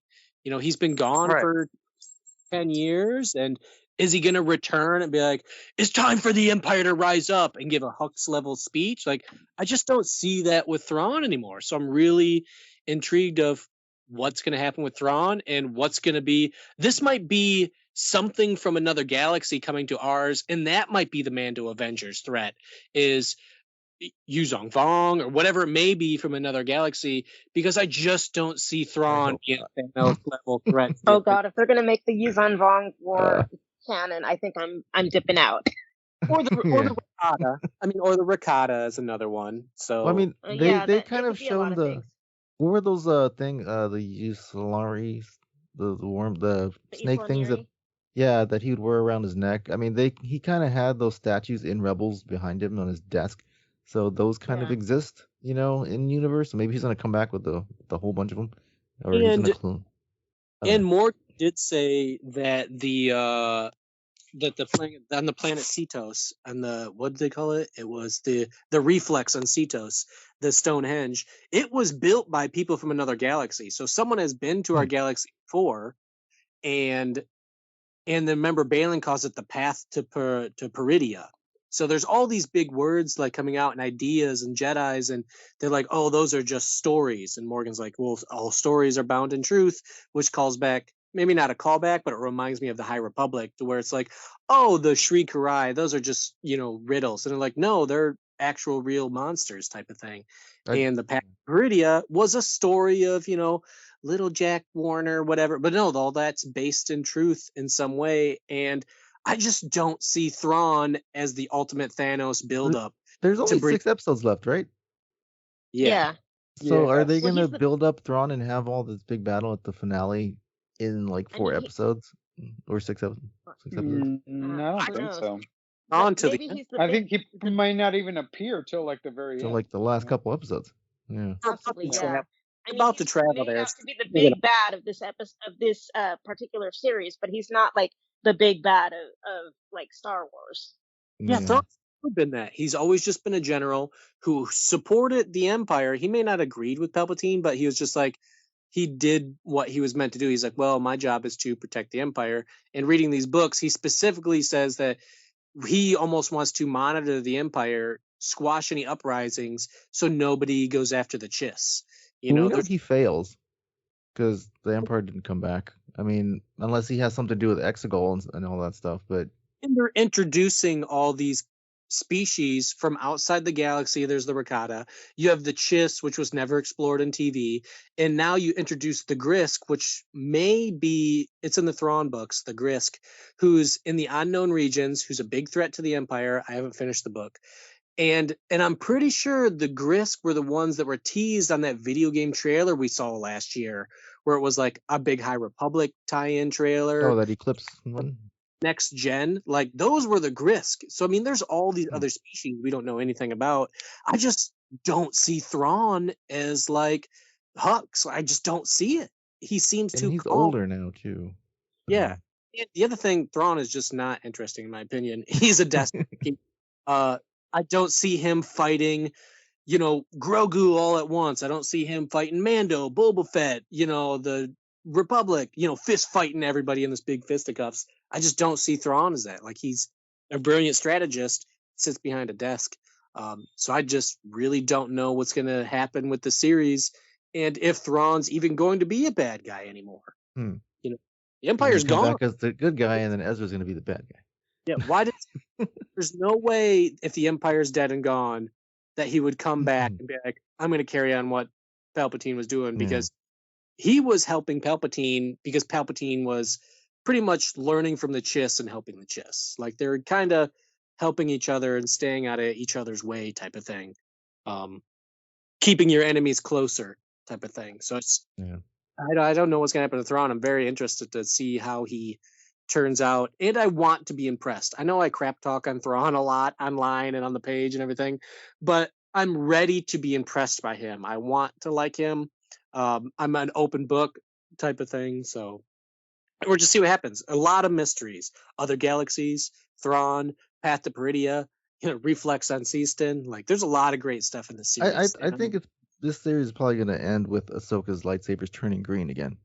Like, I think she's kind of going through a thing, and she's going to finally fully accept that she is a Jedi by the end, and get back good with Sabine and find her place in the galaxy. So when she does appear again, she's going to be full on Ahsoka, because I don't think she's full on Ahsoka right now.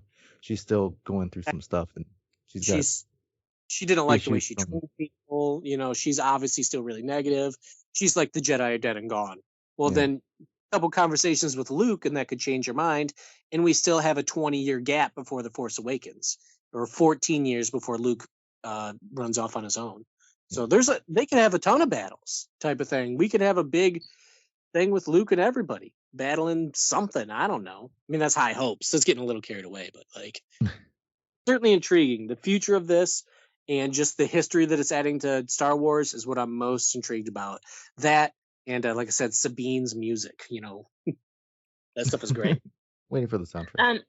Question: is this meant to be like a mini series, or is it supposed, or do we know if we're going to get any subsequent seasons to this one? I mean, obviously, It seems Ray like the length. Stevenson It's kind of like Kenobi, Yeah, Like, obviously Ray Stevenson is out, but like, do we know if we're going to have any further seasons?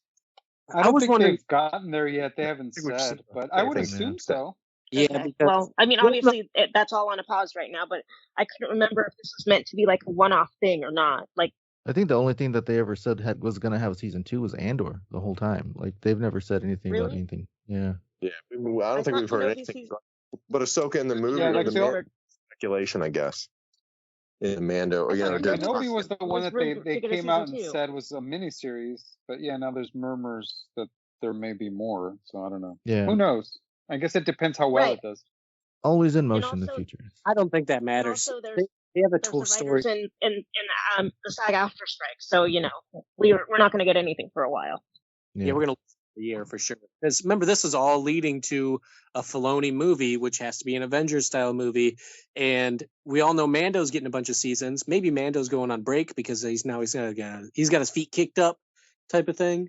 So I could definitely see Ahsoka getting another series. I don't see it with Obi-Wan because I felt like his story was told, but Ahsoka, there could be a ton more.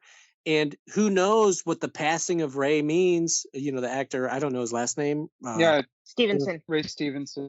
And Yeah, like, I'd be a very Thrawn curious to series, see you if, never know. his story wraps up in this season. I kind of hope it does, because I'd hate for them to have to recast or something already, but Or whatever. Yeah, because Ray he was meant Stevenson to is yes. Ray Stevenson has a very distinctive acting style. There's nobody who could fill the shoes of Ray Stevenson as Balin, for at least for me. I mean, I Yeah, love Balin as a yeah. character. He's intriguing. I really want to know more about him, and it's just a pity that we're not going to see more of Ray Stevenson outside of this, because this was basically like his last work.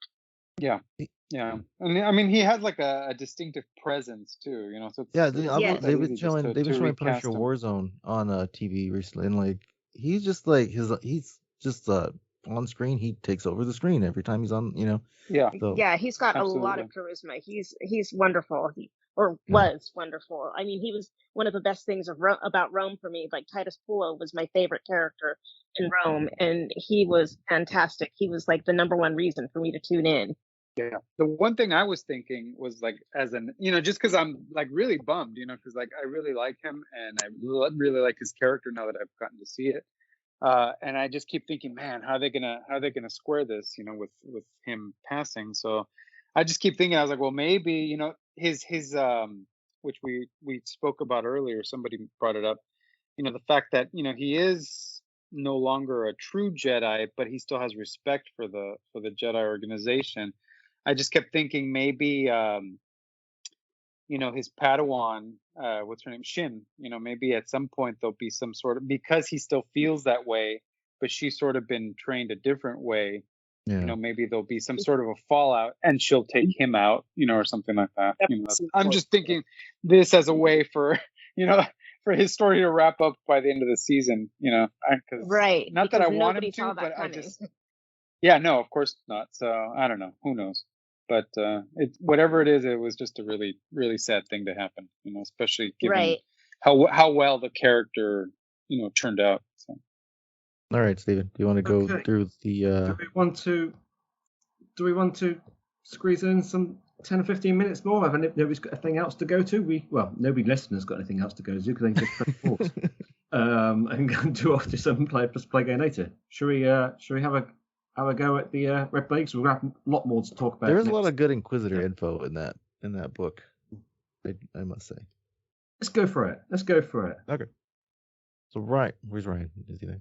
I'm here. Yeah. Yeah. Rise of the Red Blade. Okay, so I'll keep this short because I have to cram it in 15 minutes again, as with usual. So Not that you're bitter. You're not bitter at all, but no.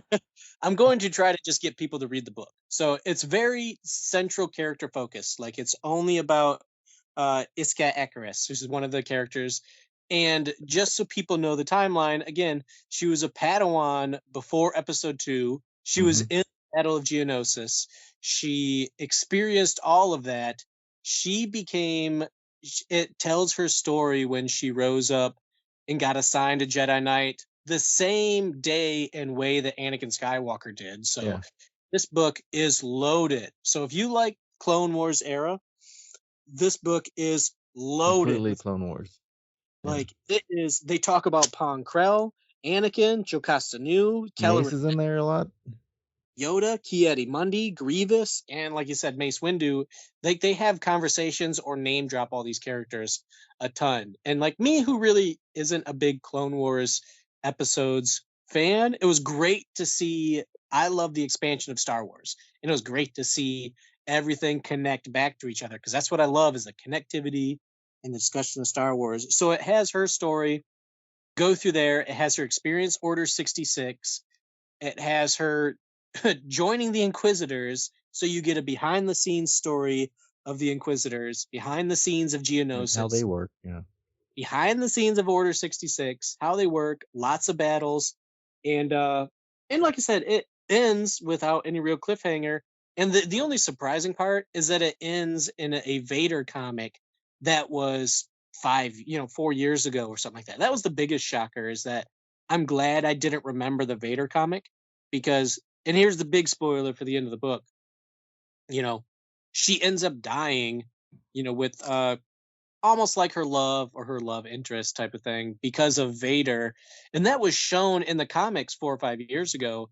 And I read that comic and totally forgot because it was a 1-issue appearance that she steals a baby for Vader, and this story lays out exactly how that happens in the comic, and then it ends exactly the comic, and I was blown away because I was like, wow, okay, that's an interest, because I knew she had to die because she's not around. Yeah, So so it's basically in the comic at the end, Darth Vader's still trying to find Jedi babies, and so she helps him with some other Inquisitors, and one of them's her love interest. Vader finds out that they're together, and I guess that's frowned upon in the Inquisitorius, and so he basically makes them kill each other, impale each other with lightsabers through the yeah, stomach, and they don't survive. So, no, I'm just kidding. I don't, they were kind of pretty close up, but yeah, and I didn't know this when reading this book, so I didn't know the ending. So, but then when I got to the end, I'm like, I kind of didn't like that ending, and then Ryan's like, it was from a comic book. I'm like, oh, okay. they're But forced to do that. yeah, without like spoiling anything from the book, because it is a really good book. I did enjoy it a lot. But I think the main takeaway is like it tells you kind of how the Inquisitors got recruited.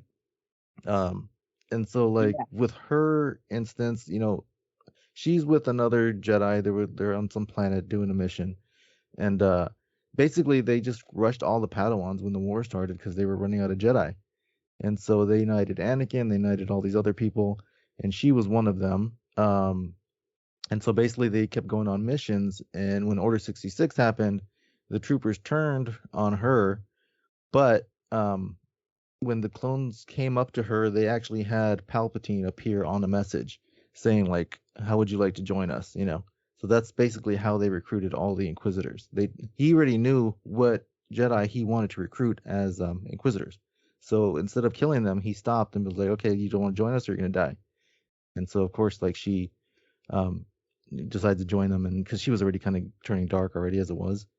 But yeah, they go through all these Jedi that were, and if they needed more persuasion, then they would get tortured and all this and that. But yeah, so and I think the question we had last time was like, how did they number them? And it was basically like what order they were recruited, right, Ryan?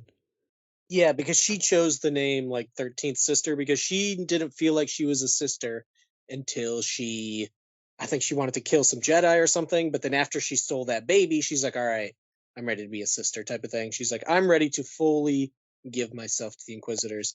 And I liked that it showed her uneasiness where she's like, my skill is battle, and the Jedi don't appreciate that. Yeah, And it was she was really good at killing.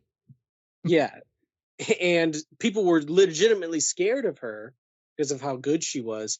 And I just really loved, and it isn't a dig on any other books, but it's just like this is about one character. It doesn't go to any other characters, and it takes me about 2 months to read a book. I read this in one library span in 3 weeks because I'm like, you know what, just want to knock this out. Like, I just want to finish this book just to see where it goes, and it explores her family. I was like intrigued by all the clone episode 2 stuff and the Clone Wars, things and inner workings and how the temple was basically empty because everybody was gone at the war and doing missions, and And that was kind of heartbreaking too, because every time she goes to talk to the Jedi Council, it's different, or there's less, or she talks about how halls were always bustling, and now it's like lower and lower. And it had and how a they ton. they keep having like ceremonies for the fallen Jedi, and it's so common that everyone's kind of just like, oh, whatever. It doesn't Yeah. mean anything anymore, because there's no bodies there because they're just losing Jedi left and right. So Yeah, and that upset her. So you get to see her fall in distrust, and then she talks to Palpatine, of course, and that's what gets his attention because she's like, "I'm good," and he's like, "Well, just explore your feelings." So again, Palpatine has all these feelers out, whether it be to the Grand Inquisitor, who's at the Jedi a temple guard, to Padawans, yeah, and he then has he, spies everywhere. like you said, to torturing people and how terrible the Inquisitors were, because Tualan, the Padawan that she grew up with, didn't want to join the Inquisitors, but they tortured him until he did, brainwashed him pretty much. So, just overall, it's a lot of stuff in the Clone Wars. Like it talked about, over 200 Jedi died in the Battle of Geonosis, which I didn't realize it was like that big of a number. We could be talking like up to 500, because I think I read before that a big chunk of the Jedi died. Like the Battle of Geonosis was huge. Like a lot of Jedi died. Were we just like, oh, a couple appeared in the arena? Well, now there's books where there's people, exploring the outside of the arena. They're dying all around them. Padawans, masters. Like it was a bigger battle than people realize, more than just what was appeared on screen. So great character exploration on a character that appeared in one comic In one book comic that died. that died. Yeah. And they wrote a whole book, and that's why I love Star Wars, because you can get someone running down a hallway holding a Camtono, and you could build a backstory on this guy, Wilro Hood, and like you could do all the stuff from a certain point of view books that are like, hey, you see that dude sitting there? Well, he's actually a spy, and he connects to Jabba, and there's all this background information to fill in Star Wars rather than just what's on screen. So it's for people who haven't read it. I've seen nothing but positive information on it. If people haven't already, I'd There's be a lot shocked. in there. It's a good like you said character story of like one character, but going through basically going through the prequel era. Yeah, Pretty I really expected her to be turned an Inquisitor much sooner. It was almost Yeah, the thirds end of of the the book book. turned. So it's nothing but Hey, prequel. fellas, who was the author? Was it somebody that's written Wars before? I think it was. I want to say E.K. Johnston, but I No, might be wrong. Delilah. Oh yeah, I think so. What's her name? Something. Someone from, not anybody crazy new or anything. Yeah, Delilah Dawson. So I'm not sure if she wrote anything prior, but I could be wrong. But yeah, no, it totally does. It doesn't paint Windu in a very good light. It's basically from the. But she's written other perspective of- Star Wars. I don't know if she I'll has. look it up while Ricky's talking. She has. Yeah. She has. She has? She has, but I don't remember exactly offhand. But I know that name is familiar, and it is tied to Star Wars. I think she's even done a couple of the From a Certain Point of View stories. Is if it I'm not the mistaken. Padme books? Maybe. I don't She know. wrote Phasma and she wrote Black Spire. Oh. She's had some anthologies, like Marie said, so she's wrote those. So she's definitely been in and around Star Wars. She's got a huge. Yeah. So she's a known quantity for Star Wars. Yeah. Like I said, she wrote Phasma, was probably her biggest Star Wars one. People attention. What was the timeline of the book? Where did it exist? You said Vader was involved. It starts prior to episode 1. Well, yeah, she's a Padawan by the time the Battle of Geonosis rolls around. So, and there's a 10-year gap from episode 1, so she's way over 10. So she was definitely born. Yeah. It talks about her as a Padawan during the Battle of Geonosis, her experiencing Order 66. And I Googled the comic this morning, and I think it takes place around 14 to 15 BBY is when she dies. That's just a general look in the timeline book. But yeah, so it spans that whole area through Order 66. That one book spans a very, very vast amount of time in telling the story. It sounds So pretty much the first big battle or event thing in the book is them pretty much getting everybody to jump on ships and go rescue Obi-Wan from Geonosis. So Yeah, that's where it basically starts. Rescue Obi-Wan is what they do, and they're sent hundreds of Jedi. So, and then it talks about the rise of the Inquisitors, and I honestly didn't know. I haven't fully read the timeline book that Inquisitorius started on Coruscant and then was moved to this other planet. Yeah, it wasn't always on that planet from Kenobi. It was on Coruscant. Yeah, so the main plan. It must have been right before that. It wasn't the timeline where it officially moved. But yeah, so I found it interesting that they were based in Coruscant for a long time. So if you're like the Clone Wars and you like seeing from background information, this was loaded with great stuff. A new character in Star Wars, which is always great to explore. I don't need everything to be the top 3 characters. I like reading about Lobot. I like reading about all these characters that are standing in the background that don't have 90% of screen and then time. I thought it did give a lot of context to what we saw in Kenobi with Reva, because also she didn't go by her sister name. She went by Reva, and they kept correcting her, and she's like, well, my name's Reva. And that's kind of like what this character was doing too. Like, until she fully felt like she was 100% an Inquisitor, she still went by her regular name. And so and then it shows the fifth brother's in there from Kenobi, the green guy. I forgot what species he was, but yeah, he's in there, and he's the same grumpy Inquisitor guy. And basically, Vader would have them pit against each other, and they would all fight like in a death pit, to see who to get better at being evil, Like the Night Sister, the big orange one. And I thought it was really cool that she fought Vader. Like, Vader comes up, and I guess it's a rite of passage, he cuts the limb off. And I gave a really good nod when she fought. Maybe I won't give it away, I don't know, but the outcome to the Vader fight, I was quite surprised. I was like, okay, she's really good with the saber and very tricky and deserves to be on the Inquisitors. It's Like just all that Inquisitors were terrified of Vader because they would basically, you saw Vader and he challenged you, you would end up in the ER basically, and you probably lost a limb or something. lost But limbs. yeah, he would maim whoever he battled against. But yeah, he was basically trying to train them and make them into Jedi hunters. And the Grand Inquisitors in there, and it's a bunch of good Inquisitor stuff. And I recommend it. At first, I was reading, I was like, I don't know about this, but I really did get into all the. Once it jumped into episode 2, I was like, okay, cool, this is a different part of the galaxy I haven't really. It sounds almost like a gang initiation, like blood in, blood out. Yeah, it is. They basically jump in the Inquisitor. Yeah, they said, I think the very Vader's the only legacy mentioned or a part of the book. What's that? Any other legacy characters a part of the book, or is Vader the only one? Oh, Vader. no, you might have cut out earlier, but yeah, no, it name drops Pong Krell, Anakin, Jocasta Nu, Kelleran Beck. It talked because they're like, Oh yeah. well, if you're lightsaber training, go talk to Kelleran Beck. She has several conversations with Yoda, Ki-Adi-Mundi. She actually goes to hunt down Grievous at one point, is what she's doing. I don't think she ever meets him, type of thing, but she goes to hunt him down. Yeah, And then they have down. It basically conversation. explains how Grievous ended up fighting Kenobi.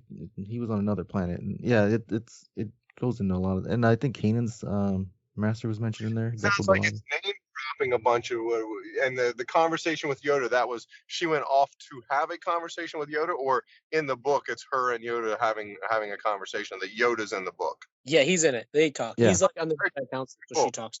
They show the council a lot, and it's basically Mace, talking to these Padawans, the whole time.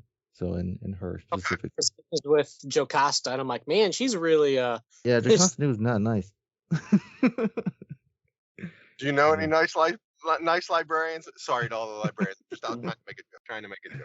So yeah, it was just interesting that her character, her master thought she should go a different way, which is more peaceful, and she fought against it. So see that story unravel of why she never felt like she connected with her master, and there's big reasons behind that. And then the Jedi covering stuff up that they didn't want to be public knowledge, and this and that. It's a lot of. It did delve into a lot of the negative corruption stuff that the Jedi had going on that led to them, getting. Sorry, again, paying attention and dropping out. She human or is she an alien of sorts? The in this, the antagonist. She's an alien, and she's like the only one of her species, and she has no idea where she came from, or that's kind of like the big plot of the book too. She's trying to figure out her origins, because she kind of looks kind of scary looking. She's like red and has giant claws, and so everyone's kind of, shocked when they see her because they've never seen anybody like her. She's kind of like a Yoda kind of thing, but she looks like she's a bad guy. But she tries to convince everybody she's not, but then she's overly sensitive with the Force, and stuff keeps happening, and people are just scared of her, so they're kind of like down on her as a Padawan and doubt her a lot. So powers, and she's too strong. I'm totally sorry to do this, but hearing you say that, it's making me remembering something to derail a little bit. In the epilogue, Rebels, the overdub, Sabine says that Garazeb takes Callus to see his plan after the war. Sometime after the war, he takes him to go see this planet. So it gets to the whole timeline thing or whatever. But that he did that same thing, that he was the only alien, and then he finds more elsewhere in the galaxy or whatever type of thing. That's a neat part of being the only one of your kind type of thing. But yet there's the potential, like Ryan said about how the Star Wars storytelling goes, that there's the potential for way to find more of hers and learn more about who she is, or however that would go, whatever. But yeah, it is a fun, neat aspect of the Star Wars storytelling. And that's like a major plot of the book, is her trying to discover what species she is, because she doesn't even know what she is. Like there's no record, and the Jedi deleted everything, and all this stuff. How does she get scooped up as a Force sensitive baby at that point? I guess an orphan of sorts, and somebody recognized it, or an orphan in general, and brought him to the Jedi Temple. But it's cool. It's explored in the book, and she was always wondering, and it's explored in the book. She's just kind of given, and the book explores why. But one of the things I love when certain characters give quotes on the Force, because she's like, if I just embrace myself, I can become stronger. And all these masters are always like, no, it's all about peace. Well, this one master, Cleflin, says, candy is sweet, vegetables are bitter, but we know which is better for your health and which will rot our teeth. In reference to the light side and the dark side. Like, she keeps dipping into the dark side. And she's like, I can become stronger. I can become faster. And they're like, it's not about that. Like, yeah, it's sweet. It tastes good. But in the long run, it's not good for you. So I love those little chunks of, It's a bit of a cheesy dialogue, but it also is spot on to describe and to explain that. So that is kind of powerful, even if it is a bit of a cringe aspect to the real worldness or whatever. But no, that is a. Well, he's saying this to a Padawan, so. Yeah. No, yeah, that's what I mean. To Padawan, to a kid learning it, to a kid, to get something out of some Star Wars, to try to be good, but there's bad within all of us and all that sort of stuff. Yeah, you got to eat your vegetables, kids. And it does kind of parallel like Anakin with him, thinking the Jedi were holding him back. She kind of feels the same way, but this is kind of like if Anakin would have Listened? embraced that more. No, if he wouldn't have listened, as much as he did, So it kind of shows like where the descent happens to fall to the dark side and this and that. And it was really interesting. I was surprised that I enjoyed this book as much as I did. The characters were cool, and I liked all the nods, and having Mace Windu in there through pretty much most of the book. I mean, anytime I get more Mace Windu, I'm happy. So I thought it was good. I Sounds recommend. good. I'm pretty interested. So I'll Yeah. be, Yeah, that's why me and picking Ryan it kind of up. don't want to spoil too much about it because there's a lot that's in there that we didn't go over. But yeah, I would recommend it. It was one of the better newer books. I think that's Yeah. I mean, I guess High Republic. It's probably right up there with Shadow Yeah, of the I Sith. mean, maybe. because it's pretty much been very High Republic centric as far as the books Yeah. lately, right? I mean, And it doesn't feel like it's in a way where it's trying to fill in anything either. It's kind of like its own contained story, Yeah, but it's like a within the prequel standalone. time. Yeah. Where else has this character appeared, or is it just in the book? Vader comic? I don't know what issue it was, but one comic issue. I think like Okay. 18, like that. Like it was just, oh, here's an Inquisitor. Now they're, here's what happens to them. But then they wrote 300 pages about it, and you're like, oh man. So this is the lead up. Okay. This is what Vader was feeling on this one scene. We get a whole book, and that's truly why I love Star Wars, is because you never have enough information, and that's always a story for another time, and someone just decides to write on. it did make Yeah. it seem like there was like tons of Inquisitors though, like dozens. Yeah. The book does. Yeah. Like basically they had Because like their so own far, temple. like outside the Jedi book, temple. just from what I've seen, it seems like there's only, I don't know what, like a dozen or so, Inquisitors. Well, she was the is what 13th, we've and she seen. wasn't the last. So, yeah. Okay. So there's more story to be mined there, I guess, if they wanted to. There's like cannon fodder. They're off doing other things, but the main. Yeah. Fifth Brother's in there, Seven Sisters in there, the one that's in Jedi Fallen Order's in there, a couple other ones. I don't know if you mentioned Reva. She would have been too young at that point, but What about Marok? Marok, what's his name? From the... he could have been one of them in there. Yeah. Ryan, I was going to ask you, because you mentioned quite a few times the Timeline book. That's the one that came out earlier this year? Yeah, the big one, like the Star Wars. Is that the one you're referring to? Yep. Yeah, I have it open right now. Looking at the I almost bought that. Yeah, I've been curious about that one. Thinking about picking it up. Waiting for it to go on sale. Yeah. I mean, it already went on sale. I was going to pay $50 for it, and the price dropped down to $35 before it even released. I found it for like $27 on Amazon one day. I was like, I almost bought it, and I didn't. Yeah, I'm the same way. I haven't picked it up, but yeah, I'm really curious about it. That's the weird thing. It covers the High Republic, but the High Republic obviously isn't over. And it covers Mandalorian. Yeah. Mandalorian isn't over, but it goes all the way from like the High Republic, the Rise of the Sith. It doesn't talk about anything like EU. It just spans it. It covers almost every comic and Clone Wars episodes through the prequel era. So that's why I wanted to pick it up, because I've read a lot of comics and I've watched the Clone Wars, but it's a good reminder. And I can flip right to 14 BBY, and it says Fortress Inquisitorius. Palpatine tells Vader he is moving Inquisitorius to a new base away from Coruscant. So I know exactly where stuff falls. When Thrawn meets Palpatine. Like I said, all sorts of comic issues, Rebels, Resistance. all the original trilogy. Like the book is massive and very heavy. Yeah. So I 100% recommend the book just for reading the timeline. Is it still 100% accurate? Has anything contradicted it yet? Nothing's contradicted it, but as I mentioned earlier, the only thing that may have changed is when Favreau said, well, Grogu may have trained with Luke for 2 years, but it doesn't make any sense because he goes to Luke and leaves Luke all in the span of a couple episodes. So yeah, I don't Favreau and his not I don't I agree that it happens so quick or whatever that might have him trying to backtrack in that moment, whether that was a well thought out statement on his part, perhaps not.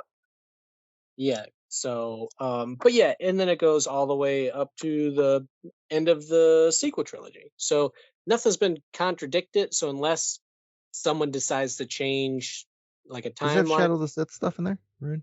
I'd have to look through it. That was right after BBY. Yeah, so it talks comic for the Rise of Kylo Ren comic, which was great, which wanted me to bring up when we were talking about Sabine, and I forgot.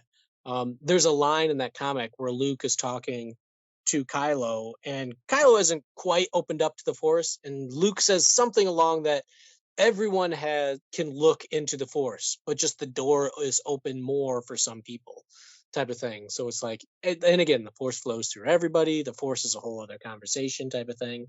It's just that the way you access it is some people have the door opened for them already and are super strong. It could be like Iskik, or they can be like Rey. And then there's people who have to work at it, where lots of characters weren't good to kind of start, and then they became stronger as they went on. You get it for 20 quid in the moment timelines. Interesting enough, the Chronicles of the Jedi book I've got is $28.95. It's still priced more.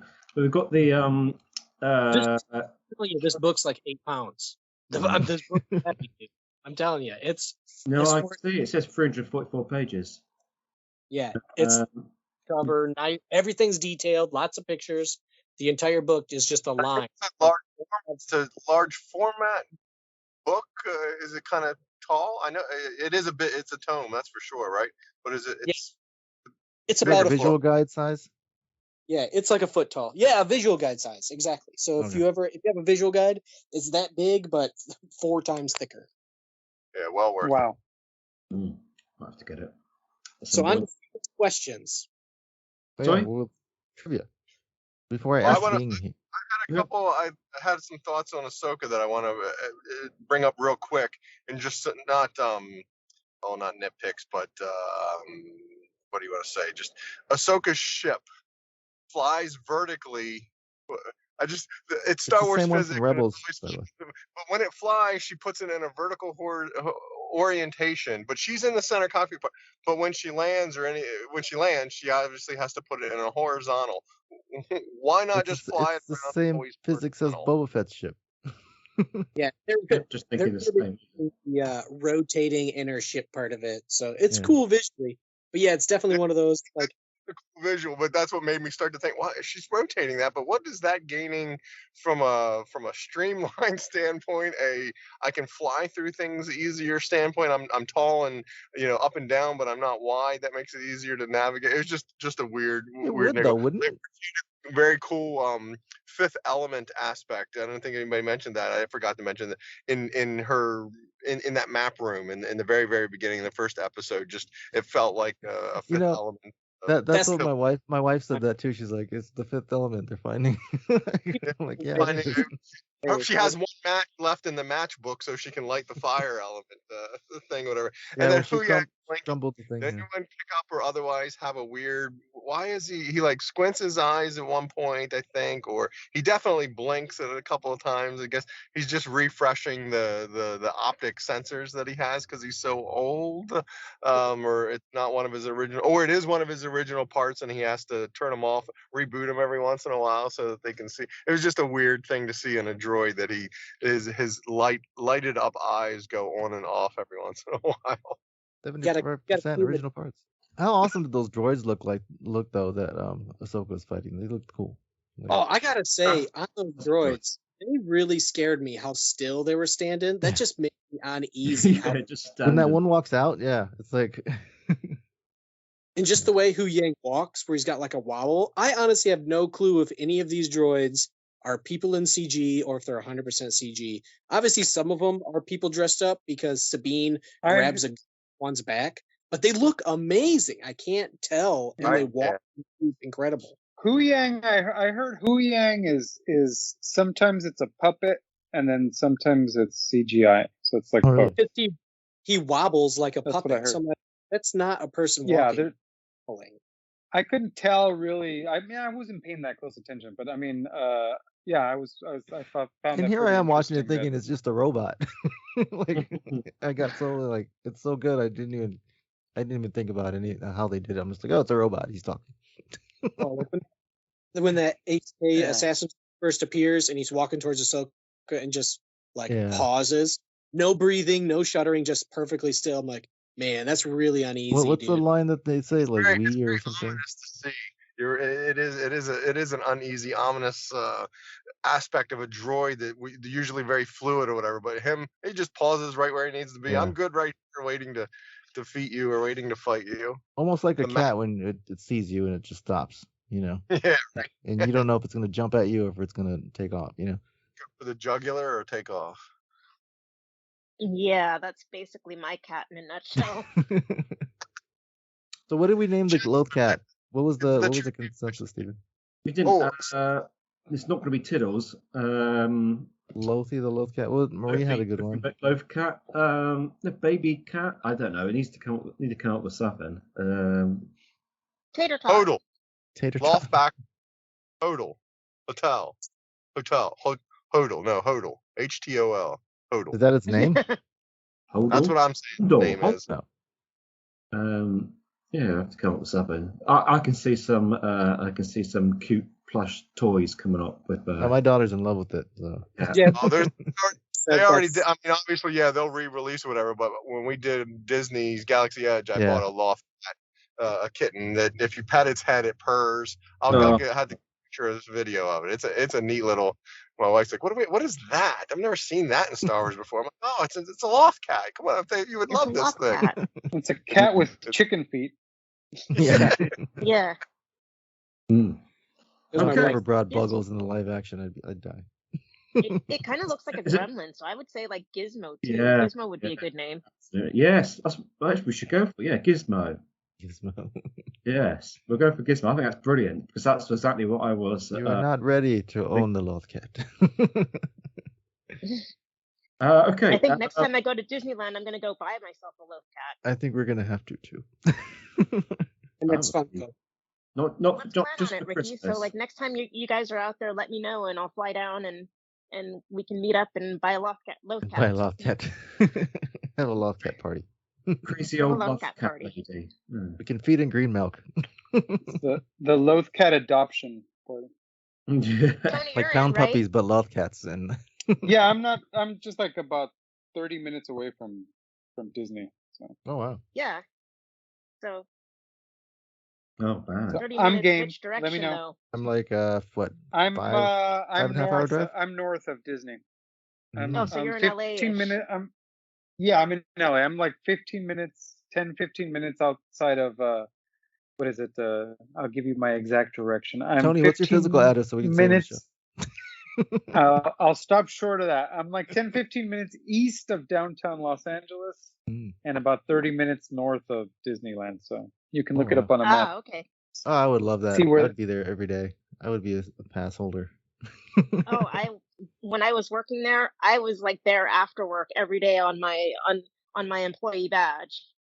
You used to work there? Oh, I'm gonna need some I used to behind work the at Disneyland. Yeah, I used to work the main gate. Yeah, she was a.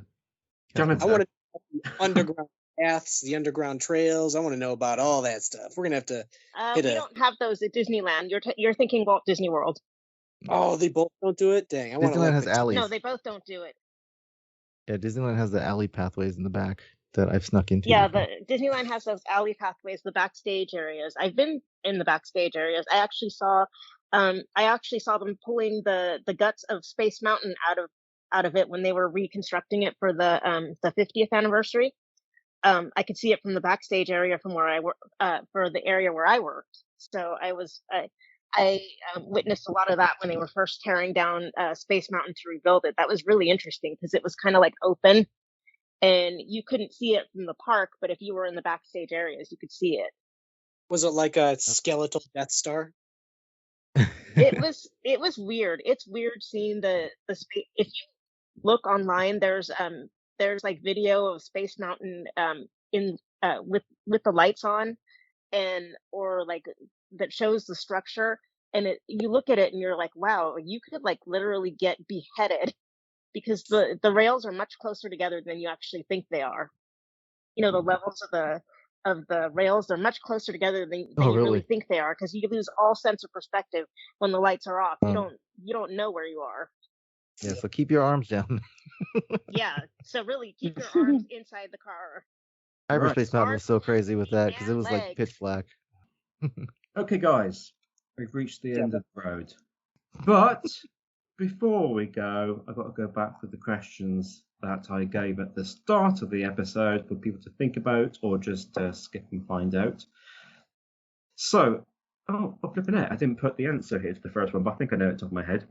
So at the start of the show, I asked what was the name of the red-coloured droid in the shipyard that revealed they'd seen an assassin droid.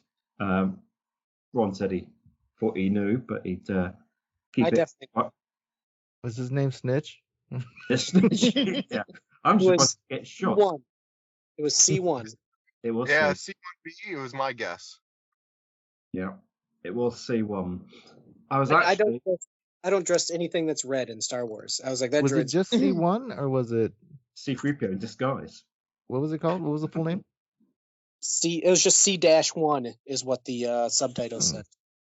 Yeah, Okay, C1 is what the subtitle said, subtitles, but I one couldn't thing remember if it was C1 or C3. I thought it was.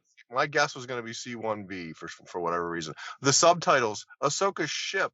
The subtitle says T, the number 6, and then a dash, I think, whatever. But then it said 1 ONE 9 NINE. You know, it was They called weird it that Home One.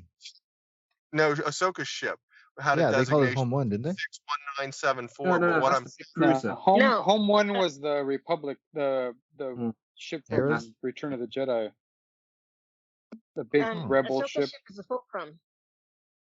But what I'm She's finding fascinating Fulcrum. is that the way the subtitle spelled it out, it did a letter T, the number 6, but then it spelled out 1, it spelled out 9, it spelled out 7, it spelled out 4. Is there a T6 designation?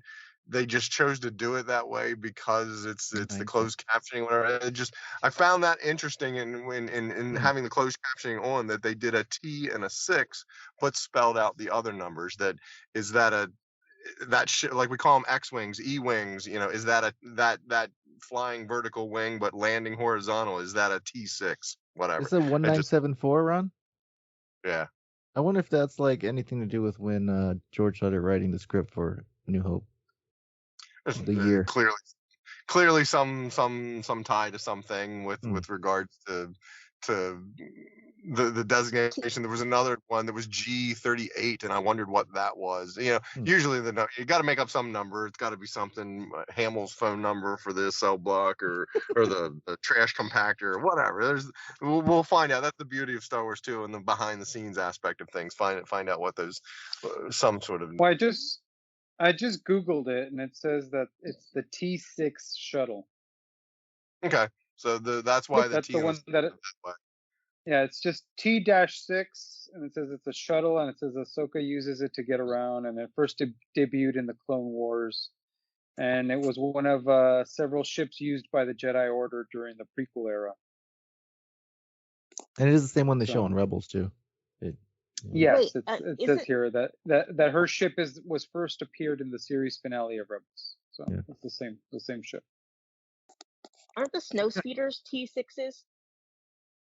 In Empire T16s? Strikes Back. T16s, I think. 16s. Okay, I'm mixing up my ship designations, but I mean they're all T6 kind of rings similar, so it's pretty easy to. And it rings a bell somehow. And there's a T14 hyperdrive. Like Like, what's with the The scene, the end, or it's not the end scene, but the scene with Sabine at the mural and Ahsoka shows up. The same scene we see in Rebels. It was a recreation. Recreation? It was a or different- recreation, and it was a I'm on- recreation, and then the big detail that they changed was the color of Ahsoka's cloak, which And the ship. The Uh, ship was red. In the was series. the ship red. Yeah. Wasn't it She red? in had a the- stamp. I mean, it was more bright, but it was a cartoon. So. But How yeah, are you guys- Ron, the reason I have figured that? out it was a recreation was because earlier in the episode they did the reveal of the mural as a new monument that they made. And so in Clone Wars, in Rebels, Sabine's standing there by the mural on top of that spire. Yeah. Right, they're both that celebration is saying that mural was being revealed or was just recently being shown to everyone or moved, because that mural always in that location. No, they moved it there. It was a They moved dedication it there. ceremony. So I think that with Ryder Azani could be they just moved it there and want to dedicate it. It was a year later after the. I don't know. I'm currently of the camp that it's a different scene, different timeline, similar but different. Ahsoka doesn't have her staff. I get recreating the steps and some other things. There's practical aspects to what you can do versus animation. So it doesn't look beat for beat or doesn't look the same or whatever. But why wouldn't Ahsoka have her staff? Why would Ahsoka even have the staff? I never understood what it was for. Doesn't matter. She had that in Rebels, so she has this staff with her cloak, Ahsoka the Grey, as we were calling her at the time. Yeah. Sabine. And while there's no dialogue in that scene, it's very well.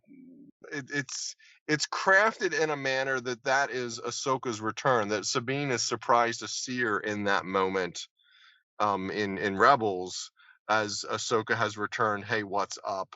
Whereas the scene in the Ahsoka series, the live action, she's clearly already seen and talked with Ahsoka. It's not a new meeting at that point or whatever. I'm of the camp. It's a Doesn't different she say, scene. "Let's go find Ezra"? She says nice haircut. The thing is, No, yeah, on the nice show, haircut. on Rebels. No, so Sabine says I'm ready. In Ahsoka live action, she says I'm ready. I'm talking about Rebels. In Rebels, I don't think there's anything said.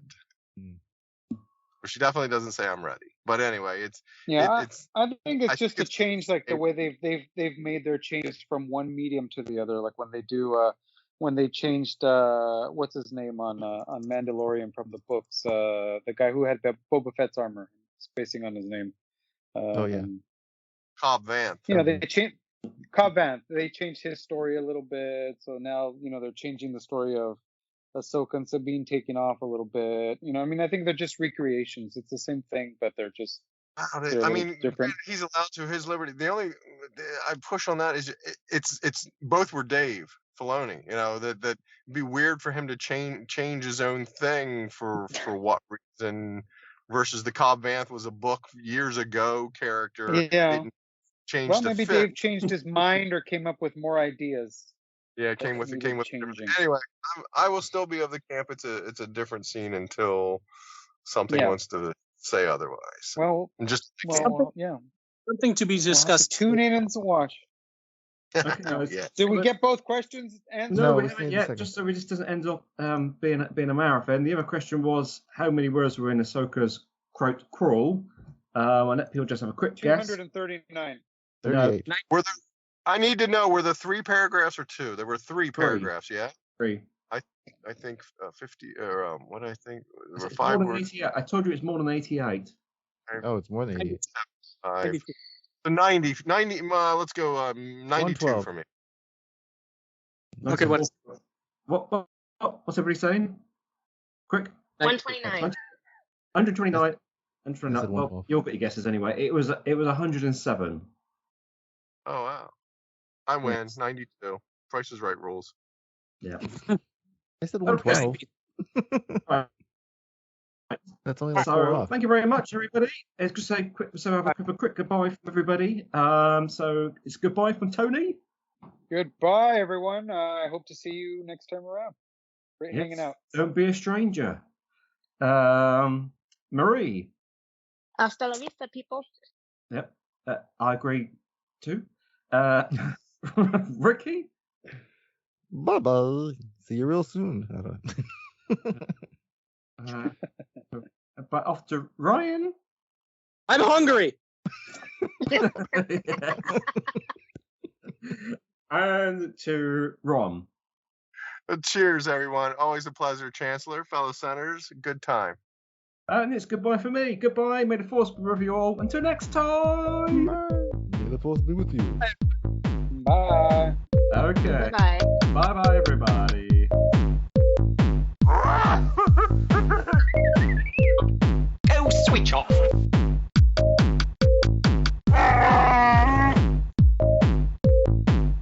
I am the Senate. Be sure to follow us online. We're at Facebook at PSW Senate. Join our PSW Star Wars Facebook group where we all are in there interacting. You can find us on Twitter at PSW Senate. On Instagram, we're at PSW Senate Podcast. And on TikTok, we're at PSW Senate Podcast. We look forward to hearing from you. The Force will be with you, always.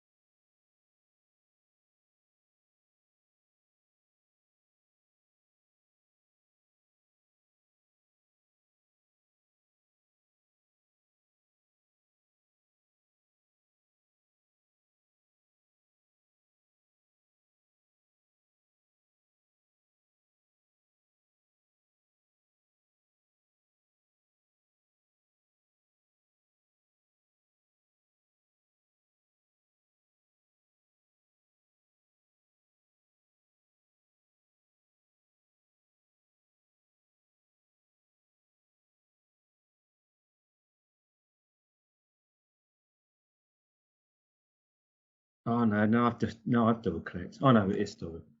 Now Ricky has no after credit stuff. Yeah, it's fine.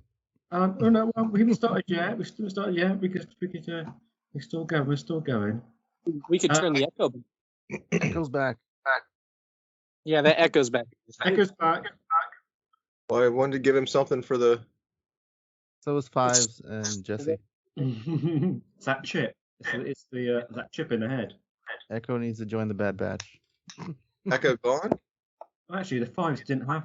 Hang on, Echo. Yeah, they did have the chip, didn't they? It's the Fives. I got confused. Who's in what group? Was Echo in the Fives? Oh yeah. Yes, he was. Echo's still there. Kidding me. You might need to reboot, Rob. Kill every instance of Skype now. How many instances did you have? I think that got it. Well, he's muted now. Rob mutes himself. That works tremendously, but it kind of is a bit of a spanner in the works, isn't it? Right. Okay. I have checked. I have got the script swapped around. You didn't use the stuff from Bing, did you? that Oh, is God. not very accurate. No.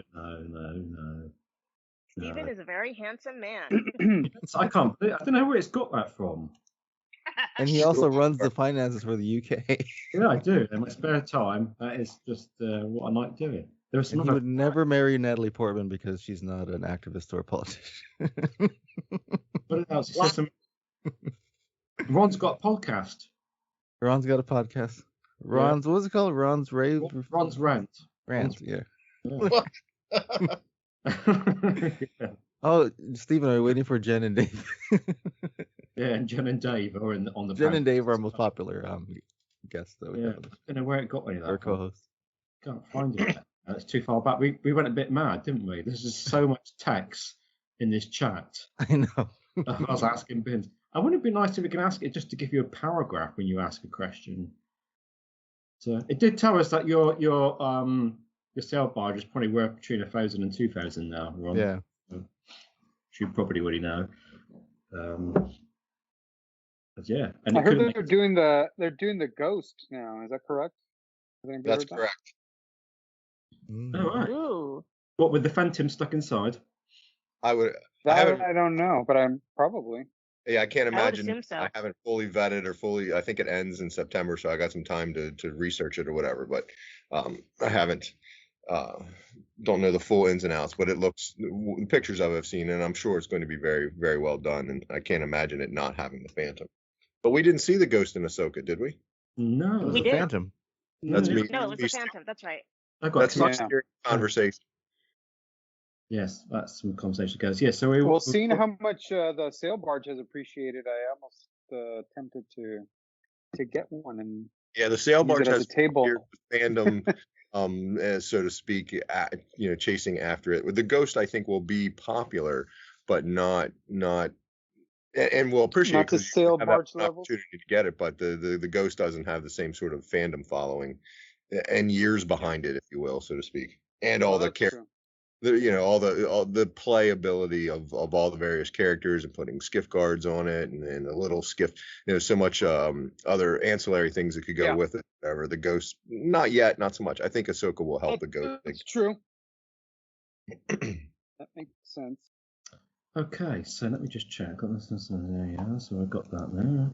Okay. Right, okay. I'm ready. Is everybody else ready? Ready? Ready. Okay, now. We're ready. Okay. Ready. Okay.